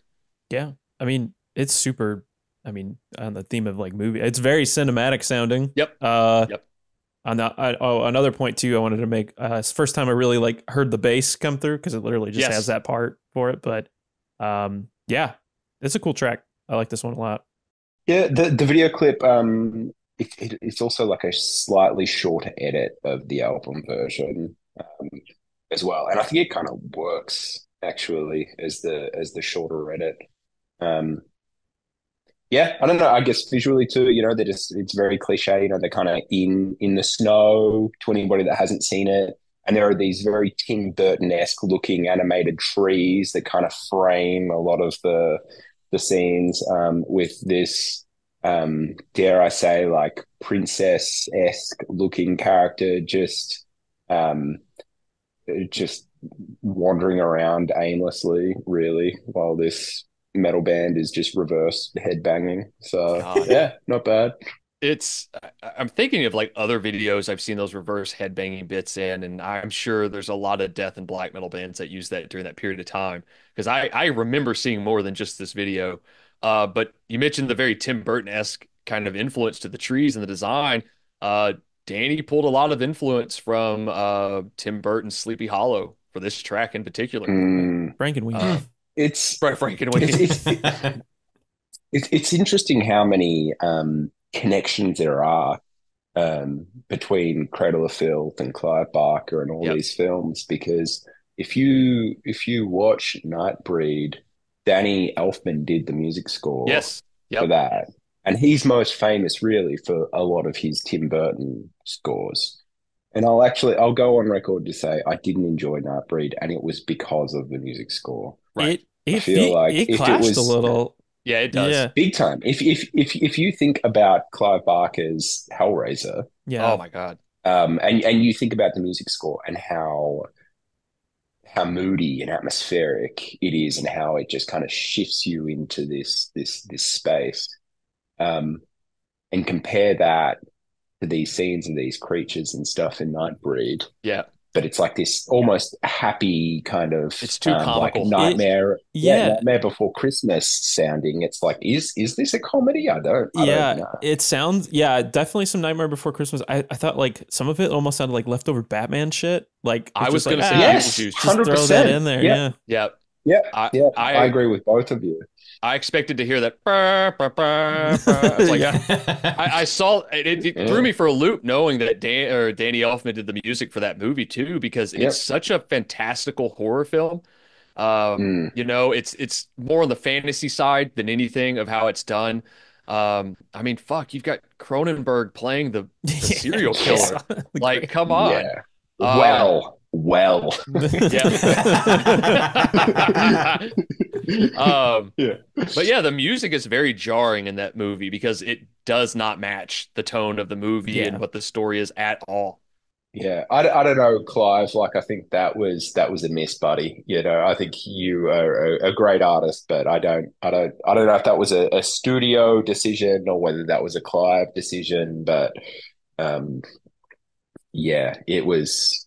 I would love to rewatch that movie with a completely different music score and kind of see if it elevates the film to something a little more than what it is. But I was gonna say maybe in the future it'll be like silent movies where there's like 50 different freaking scores to the same movie, so 10 people could watch the same movie and get completely different like viewing experiences.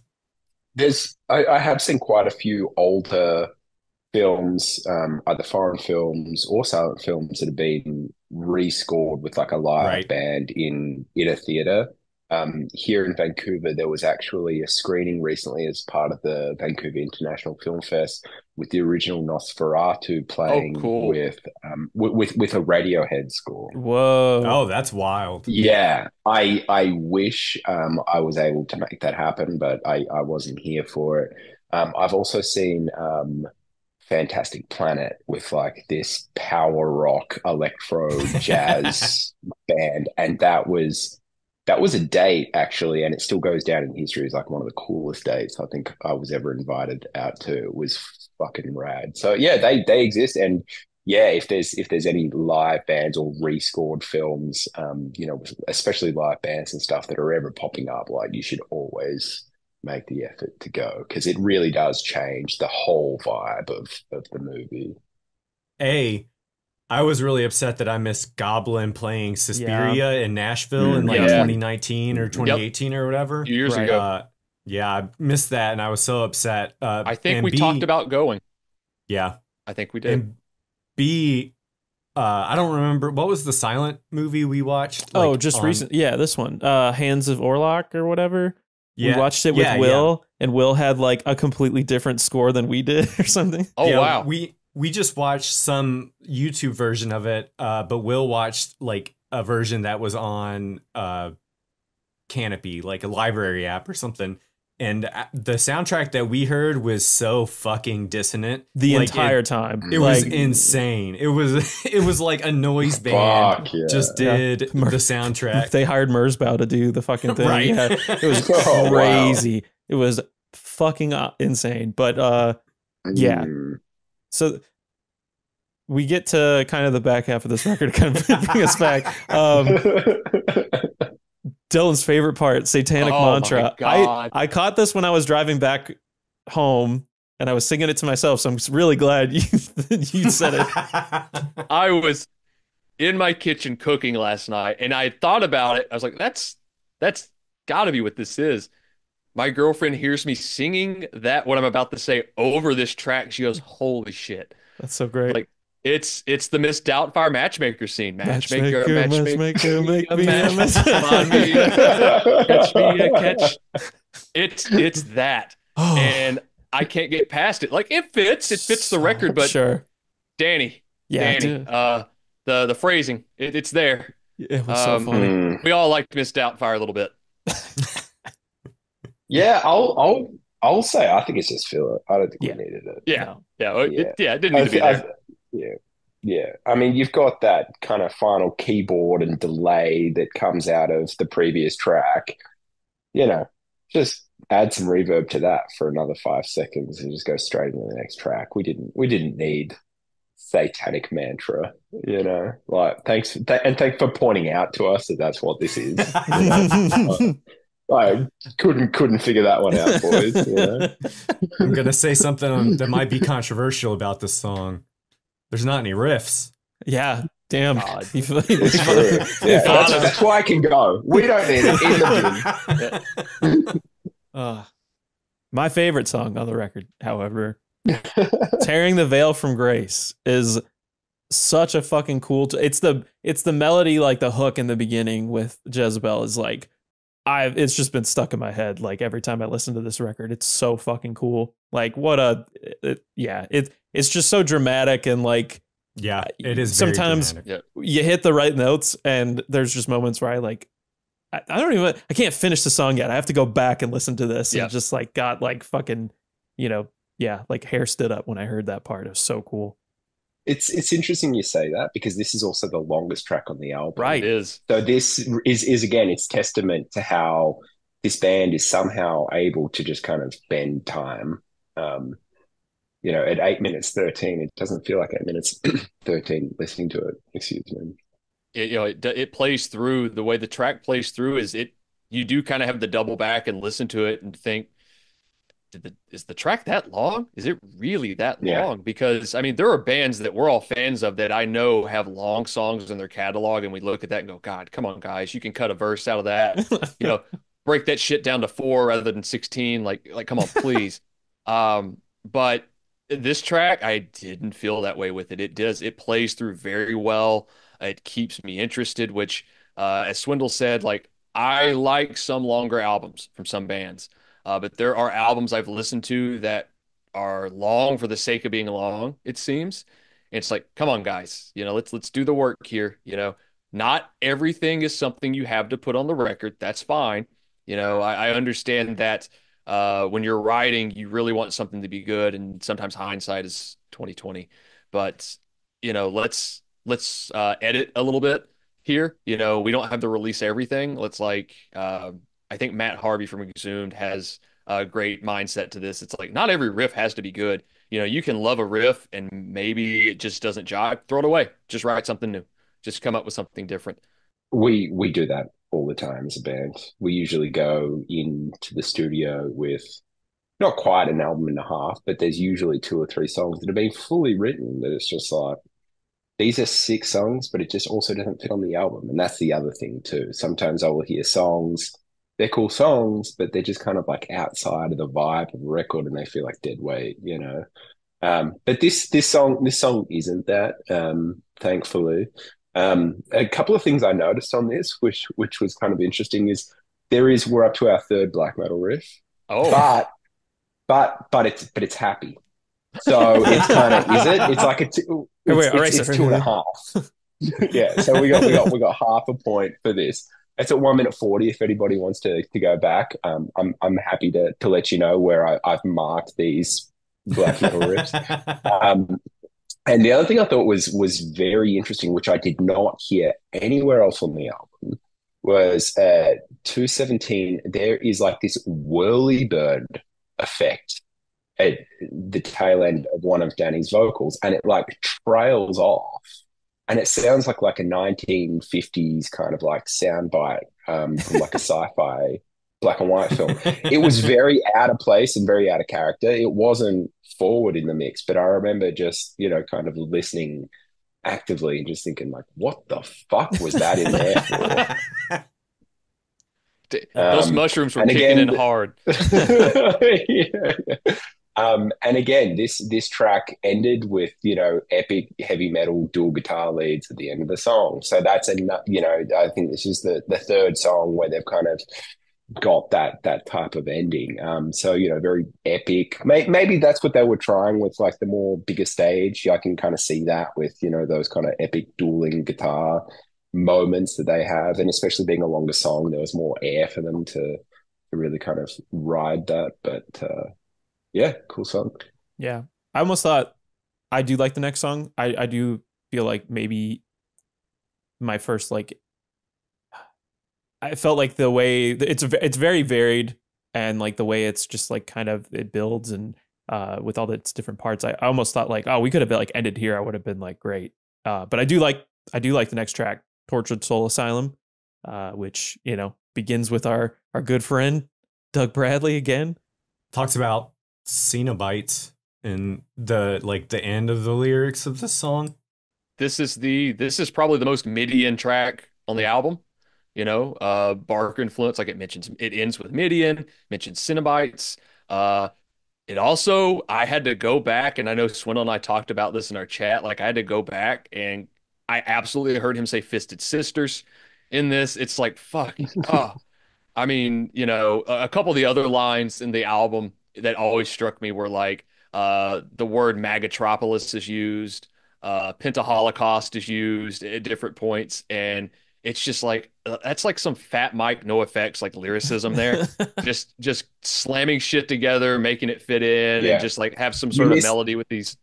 Yeah, you missed Midnightmare too, which was actually on the real tracks, which I thought was very, very this. It's I love this track. I do like it as the closer. I do see the perspective, Austin, though, of because it is kind of the most epic sounding track, tearing the veil from grace, ending the album. That's kind of traditional heavy metal, like dyed in the wool thing. Like put the most epic one at the end.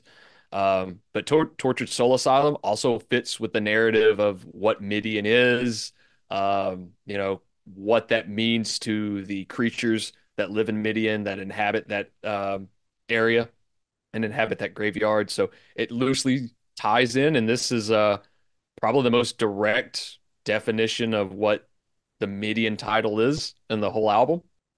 Yeah. Does somebody else want to jump in? Oh, before I rudely cut them off as I've been doing. Man, fuck Swindle. Fucking picture. I will say this is actually my second favorite track on the record. And, as I had heard from the guitarist Paul Allender, I think his name is, on a podcast interview.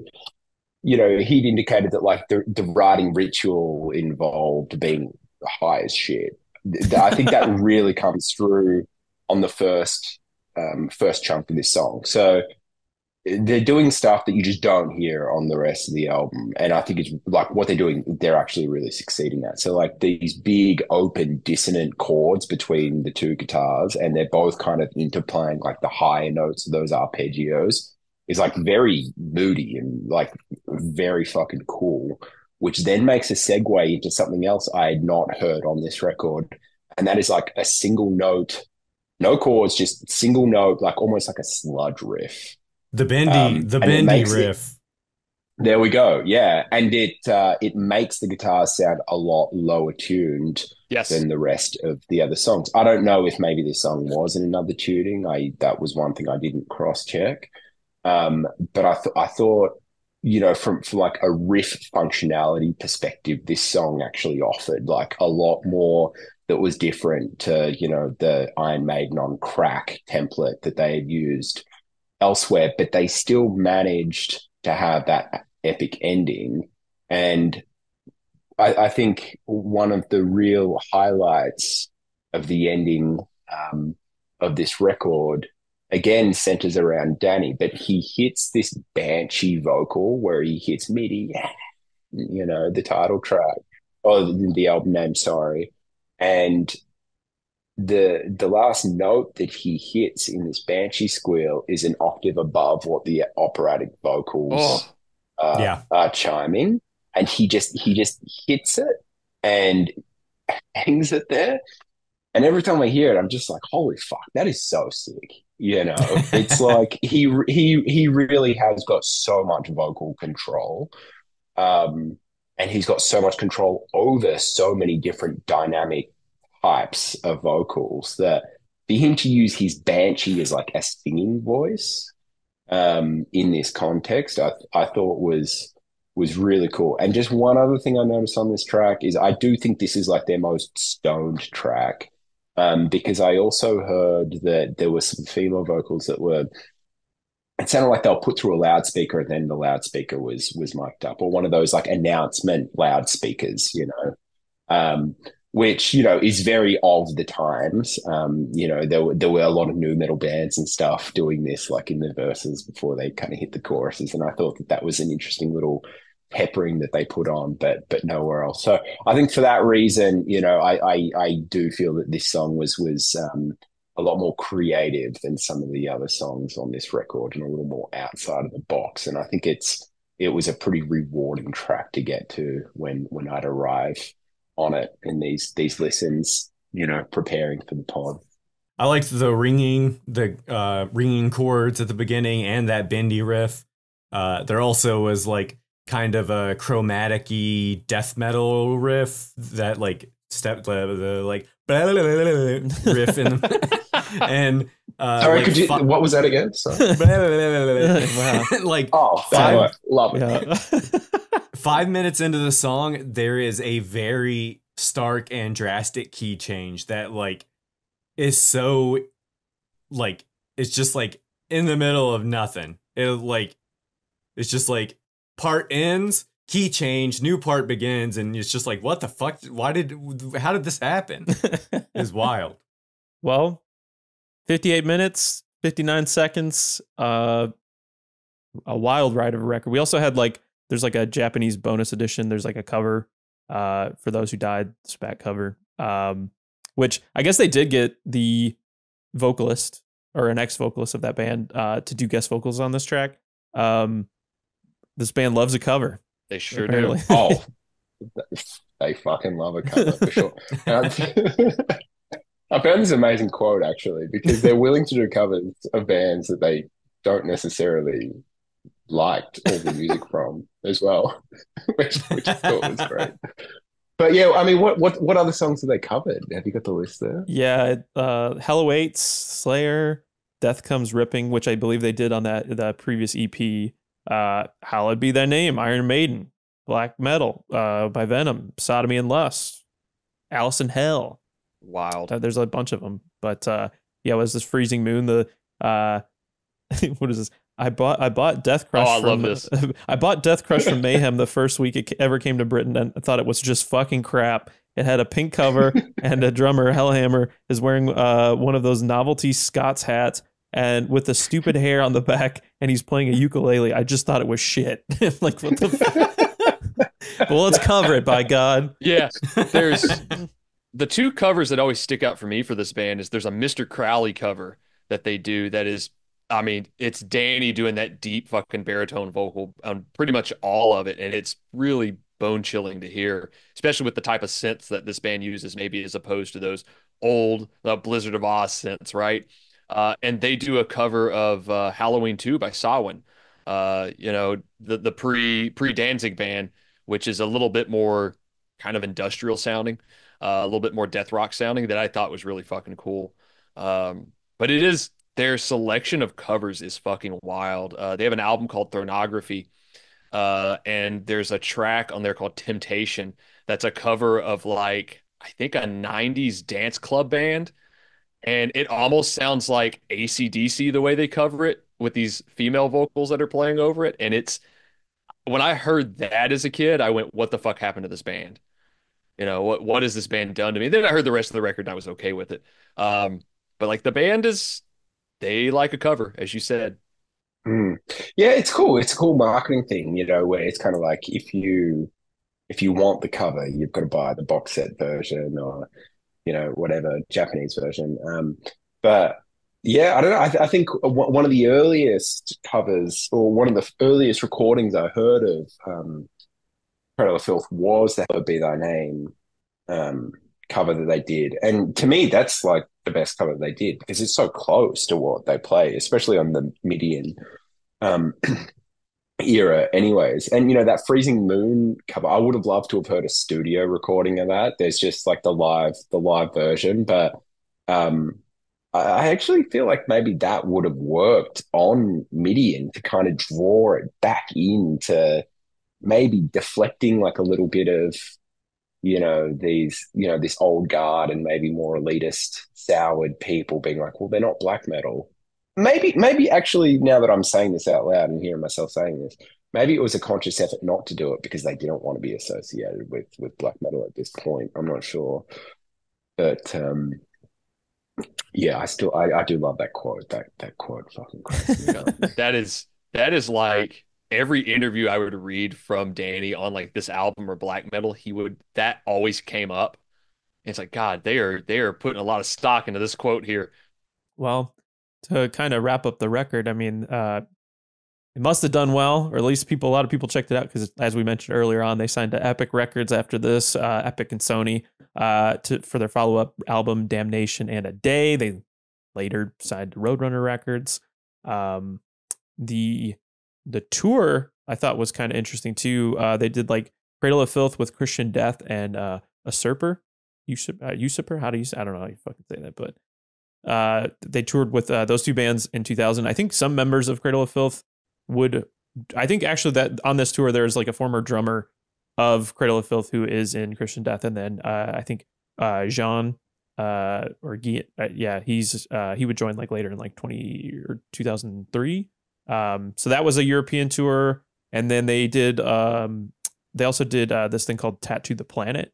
Man, what a snake bit thing that was. Yeah, so like I guess this was kind of inspired by a US traveling tour as well. They thought like, all right, let's bring it to the UK. So they had Pantera and Slayer were like scheduled to headline these shows, and then 9/11 happened, and Pantera was actually out in the UK while it happened, but they flew back home, and then I think they kind of rescheduled some dates. Slayer ultimately did do the tour as well, but it was like Pantera, Static X I think was on here, but it was crazy to think that some of the bands were playing like these big fucking arenas, like to think that like Cradle of Filth with like Napalm Death and like Biohazard were playing like Wembley is like kind of bonkers to me to think like, oh, some of these Midian tracks were played on those stages. Yeah, it's kind of interesting, isn't it? I guess, the other thing to note is they've always had like a visual production behind them as well, which is probably a lot more appealing to more of those festival circuits and stuff that they're doing. But yeah, the Midian tracks do not sound like stadium or festival songs to me. They're great songs, but they just, yeah, I don't know, kind of an anomaly. Really good management, and I guess people pushing for them, which is great. But I guess it, in some ways, kind of shows that it's not always just about the song. It's just about being this confused goth Iron Maiden, necrophilic thing. Adding to that, like I've always thought of kind of Cradle's output as being, it all sounds kind of feral. Like there's thought put into it, but it does seem very just like, fuck it, we're gonna do it anyway. Who the fuck's gonna say anything that we haven't heard before? Like, fucking talk shit on us. It's been done before, right? Like, who gives a shit? Yeah, I'm sure. Yeah. Like, our songs can be kind of hokey or tongue in cheek or anything like this. But, here we are 30 fucking years later, almost 35 years later, they're still doing it. They're still putting out records that are, arguably sound very similar in vein to this one to this day. This is kind of the turning point for that band to move forward. I mean, Austin and I saw them in 2021, and there was still a stage set up. They still had a great live presence. Dani's still pulling this stuff off live very well, which says a lot for a guy in his early to mid 50s at this point.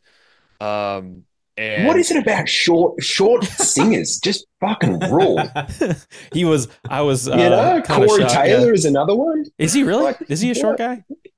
He's a short guy. Yeah, I mean, he's a little shorter. maybe mixed, a giant in comparison. Maybe that's what it is. But that's 100% what it is. Yeah, but he's a smaller guy, but yeah, he's ripping for sure. Yeah. Oh yeah. To have like no frame of reference for that band, I think when I saw him was like, this is, and I think it was just them, right? I don't remember. It was just them. I don't remember anybody. That was a snake bit show. Yeah. They did some big tour with a couple other bands, and all of the bands ended up either getting COVID or they had some sort of transportation issues. They initially were going to play another larger venue, had to cancel that venue, and just said, fuck it, we're going to play the show anyway. And it was just them. It was like 2 hours of just them. They played their album and then like a collection of hits. And it was pretty fucking good. Was that the show? You were in town too. We were in Chicago? Yeah. Yep. That's wild. But maybe it's a band that they had, Dani maybe had in his mind what he wanted this band to become, like the heights he wanted to see it come. And it's arguable that they did do that, right? Larger tours, television exposure, albums that are selling in the six figures, et cetera, et cetera. But it's also arguable that maybe they never quite hit the heights that were pushed, and they just found this really kind of fun niche of like, yep, we know our fan base is going to buy this, eat this up, and we're still making music that we want to hear. But to, really controversial results in a lot of things, were they ever a black metal band? It's debatable. Was it just, as you said, like, was it just this confused combination of goth, extreme metal, heavy metal, punk? What, who knows? But it's definitely still got us fucking talking about it this much on about an album that's almost 25 years old, and an album that is still very much still sounds really good. It doesn't sound terribly out of place in today's forefront. Yeah, I'll say in some ways it's timeless, in other ways it's a time capsule, but there's an undeniable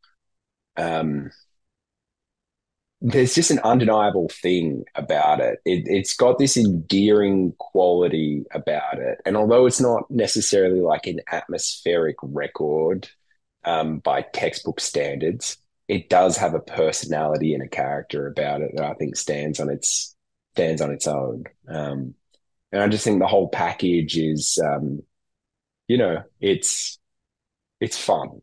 It's a fun album. Swindle, final thoughts? All right. Anyway,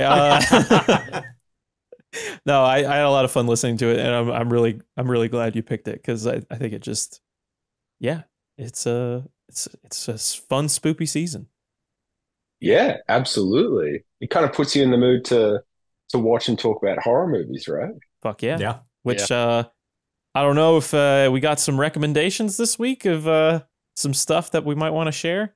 Always. Sure. Yeah, let's get into it. I'm going to recommend I watched it earlier this year. I hadn't watched like a ton of Friedkin movies, like William Friedkin movies outside of like the Exorcist stuff, but I watched like Sorcerer, I watched To Live and Die in LA, and I watched Cruising for the first time, which is so fucking cool. Yeah. If you love like Giallo movies, it's a lot of fun. It's like, Al Pacino plays like an undercover detective who's like looking for a serial killer, but in order to do so, he has to like go through like, 80s like gay nightclub New York, and it's just like it made me anxious. I feel like William Friedkin, watching all those movies back to back in like one day, like the common thread was that motherfucker does not want you to feel good. Like he does not. Mate, there is, the scene in Sorcerer, which I know, you know what I'm talking about. That I've seen that film maybe. I only actually saw it for the first time recently, I'll admit, like maybe 3 years ago.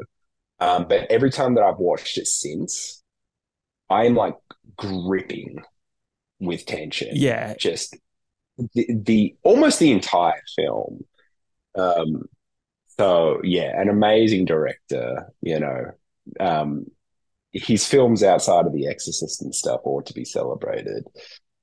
But yeah, Cruising's amazing. Sorcerer is probably my favorite film of his. It's good. I liked those were probably the two of my favorite ones that I watched that night. But yeah, that one in particular I started out with, and yeah, the scene is. I feel like I'd watch it again now, and I would still feel the same way for sure. Yeah, apparently the amount of cocaine on set. I mean, it checks out. You watch this scene and you hear the stories about the production and how many resources were put together to make that scene happen, which was fabricated too, I might add, is just shocking. So yeah, what a time to be alive, to be in the 80s with money and power, and yeah, it would have been a good fun old time. I'm glad that we have movies like that to remember it by. Fuck yeah, fucking watch those. Musically, I just got one, Full of Hell. Andrew Nolan, they released a single for their upcoming collaborative record titled Scraping the Divine. It's going to be out November 15th. Closed Casket Activities. Burdened by Solar Mass. I mean, this band is no stranger to collaborating with folks. They love some noise stuff. I think there's going to be some guest appearances as well. Justin Broderick from Godflesh going to be on this one. Members of Enden, a great Japanese band as well. Definitely check it out. It's one of my favorite bands, and they've released like their own record. They've released some of their other projects have released shit this year. So yeah, some good stuff. Movies. Since we're in the Halloween season, I thought I'd pick a movie I starred in, which is Bill and Ted's Bogus Journey. Helping those guys defeat Primus in the band competition just to play a Kiss song. That's the highlight of my career. Actually, I picked Hereditary. I watch it every Halloween now. That movie helped reinvigorate my interest in psychological horror, traumatic horror. Horror in general. I am definitely the old man yelling at the cloud when it comes to a lot of modern cinema. I'm usually not stoked by a lot of it, but every so often there's something that catches me off guard. I saw this movie, I think on a suggestion from Austin. We went together, and I thought it was going to be another possession film, a la The Conjuring, a la any of those movies, and I do not like those films. And I was on the edge of my seat the entire time with this movie. I like every time I watch it again, I find another tidbit I didn't necessarily catch the time I watched it before. being able to call certain things in the film as it was going on. Um, Tony Collette's performance in that movie should never be glossed over. But obviously, Ari Aster's debut like feature length film. He had done The Strange Thing About the Johnsons, which deals with a lovely subject of incest. He did Midsommar a year after Hereditary, which is wild to fucking think about. Deals with trauma, relationship trauma, etc. And then he did Beau is Afraid, which I'm not stoked. I wasn't as stoked on, and I did enjoy that his dad was a giant penis monster in that. But Hereditary, nonetheless, one of my favorite horror films is not one of my favorite films.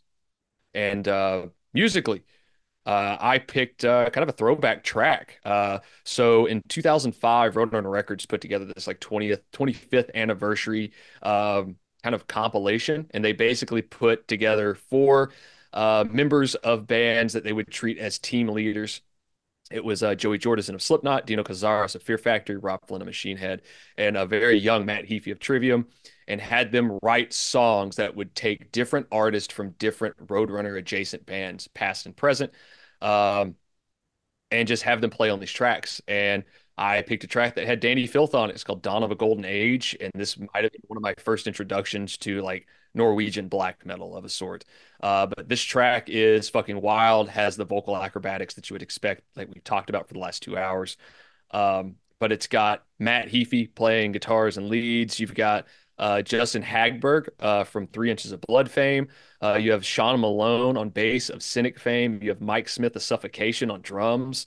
It's a bonkers fucking track and one of the standout tracks on that compilation. But yeah, just a fun fucking track that, you know, kind of brings back my first introduction to this band. For me, one of the movies we watched on our October list this year that I had never watched before and enjoyed was Fright.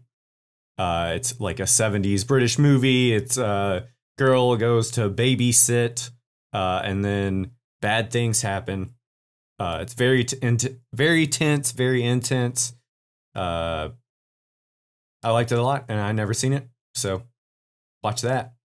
For music, I'm gonna go with Chelsea Wolf's. She released a single from the upcoming Unbound EP, which is acoustic versions of songs from She Reaches Out to She Reaches Out to She. I'm also going to go with Foraged from the Sun by the band Katie. It's like kind of emo, violent, screamo stuff in the vein of like Ampere or Orchid. This album just came out last year, and I just found out about it like 2 or 3 weeks ago, and I've been listening to that band a lot. So check that out too. Okay, I'm gonna kind of do what Swiddle did, except I'm gonna reverse it. So I'm gonna do 2 movies, and I'm gonna do 1 record. 2 movies. It's called The Immortalizer. I only saw this recently for the first time. This is a really interesting kind of mashup of The Reanimator and The People Under the Stairs is the best way that I could describe it. I'd never really heard about it. I saw it on a shelf for sale, and I kind of did like an IMDb read about it, and you know, kind of schlocky, kind of fun, but yeah, just a really cool kind of like Venn diagram of those 2 classic movies, which I thought it did pretty well. So The Immortalizer is one. The other would have to be I watch this every Halloween season. It's The Burbs with Tom Hanks. This is just one of the funnest kind of horror comedies. It's got Corey Feldman in it. It's got Tom Hanks in it. It's just a very cool suburban, easy watching, enjoyable, fun movie. So yeah, those 2 movies have been fun. Of the recent movies that I've been watching, I've also been chewing through the Shinya, how do I pronounce his surname? Tsukamoto box set that I picked up recently. Really arty stuff, really cool, really awesome. But I'd be here for hours dissecting those films. But yeah, The Burbs and The Immortalizer are great ones. As for an album, Um, I have been listening to a lot of gabba and like hard kind of industrial music recently, and also just the typical death metal grindcore kind of playlist. Um, and usually when that happens, I end up at this band called the Berserker. Oh The shit. Berserker, yeah, the Berserker was signed to Earache Records. They're also from my hometown of Melbourne. Um, and their self-titled album is like much more gabba, much more electronic, and then they definitely went down like more of like the Carcass path with their subsequent albums. Dissimulate's probably their best album, but the self-titled Berserker, I've been listening to a lot recently and recommend it. Coincidentally, also kind of ties in with Halloween in the sense they all kind of wear spooky kind of masks, but very noisy, very heavy album in like a very different way. And I definitely recommend that. It's also got like a very endearing quality about it, similar to Midian, with like all the sound bites and samples and stuff that they use. So super heavy record. And I guess it also comes with ancillary uh, like a video, like a documentary video that somebody has kindly uploaded to YouTube in full, which has got the making of those first two records. And if you're a fan of behind the scenes making of records, which I am, it's definitely one of the better ones. I'm blabbering on about this, but I originally used to watch it thinking it was a comedy because of how difficult it was for this album to get made. Yeah. But being a person from Melbourne who has moved to Vancouver and has also had albums made in Vancouver, I relate to the story in a very different way. Luke Kenny, the Berserker, had making this first album. It's not a comedy. It's just weird here. So to anybody that kind of laughs at Luke for that documentary, stop. You don't know what it's like. So just want to go on record. I've got a lot of respect for you, Luke. The Berserker self-titled album is fucking awesome. So that's my album. Oh, and I guess also before we all forget, if you haven't had enough Midian, you should probably go watch Cradle of Filth. Yeah. Because Yeah. it's holy shit. Oh, God. That's something else. We were like talking back and forth a little bit during that, and man, the leg like fucking vignette thing that they do in that is like the craziest like side story thing I have ever seen. That is bonkers. Yeah, so I mean, I'm not sure if I have it here, but I was taking notes as we were chatting about it. And there is in the opening credits, there is a fetish designer that is like credited on That's the film. wild. Perfect. And there was an art design guy just called Bert. So, you know, I mean, before the movie even starts, it's like, oh my God. It's a ride. This is going to be a ride. That guy and it is features, chilly. yeah, it features a lot of material off the Midian album on this. So I would consider it to be a complementary film to the Midian record in that way. And sorry, Swindle, I'll just add, you'll be pleased to know that when the man, i.e. Dani Filth, is introduced, Lord Abortion is playing. And he's in the middle of a club and he's got all these goth hotties dancing around him and he's got these piercing eyes. And knowing lyrically what's going on with that song, it's just, oof, Dani, you bad boy. I got one more. Homicide. Check it out. Atræ Bilis out on $20 spin. One of our favorite fucking records from this year. Follow Fulci Rots. That shit is all great.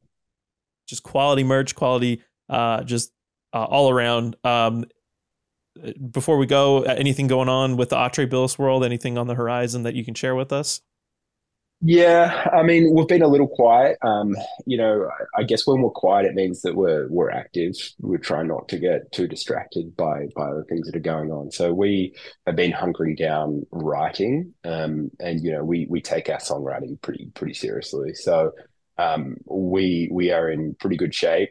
kind of got the foundations of the next album written, as far as, you know, the tone of what the album's going to be.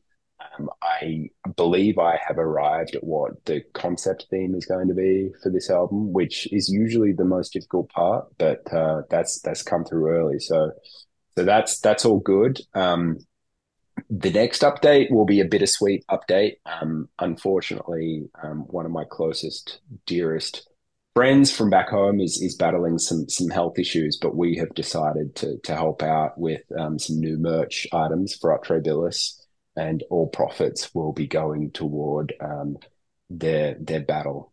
So you know, hate for that to happen, but we're also very proud of them, and you know, we hope that the fans will enjoy what we have coming out, because it's very Atræ Bilis in a very cool way, and some merch items that you haven't seen before. So that'll be an update. You know, just letting everybody know that everything's still firing on all pistons, but yeah, not to worry too much. So yeah, just holding it down, I would say. But yes, thank you for reminding people of Ormicide, releasing earlier this year. Yeah, if you haven't listened to it since April, what are you fucking doing? Go and listen to it. Don't be a chump. You're a busy person, and I really appreciate it. I know we've kind of gone a long time here, but thank you for picking this record, and thanks for sitting here and chatting with us for so long. Oh, no, absolutely. I mean, like, firstly, I'm very appreciative that you guys reached out and wanted to chat again. It's always a pleasure talking with you guys. So any excuse, whether it's recorded or whether we're just chatting shit, watching a movie on in the background, happy to do it. And, you know, my Achilles heel's talking riffs, man. You know, somebody wants to talk about riffs. Everything else gets fucking put aside, you know, riffs first. So, right. yeah, happy to do it. Follow Atræ Bilis, follow Fulci Rots. You could follow us at Riff Worship Pod, Facebook, Instagram, Twitter. There's all sorts of shit in the description. But for myself, for Dylan, for Swindle, for David, we'll see you next time with something else. See you later. Bye. Yeah. Which horns are you going for?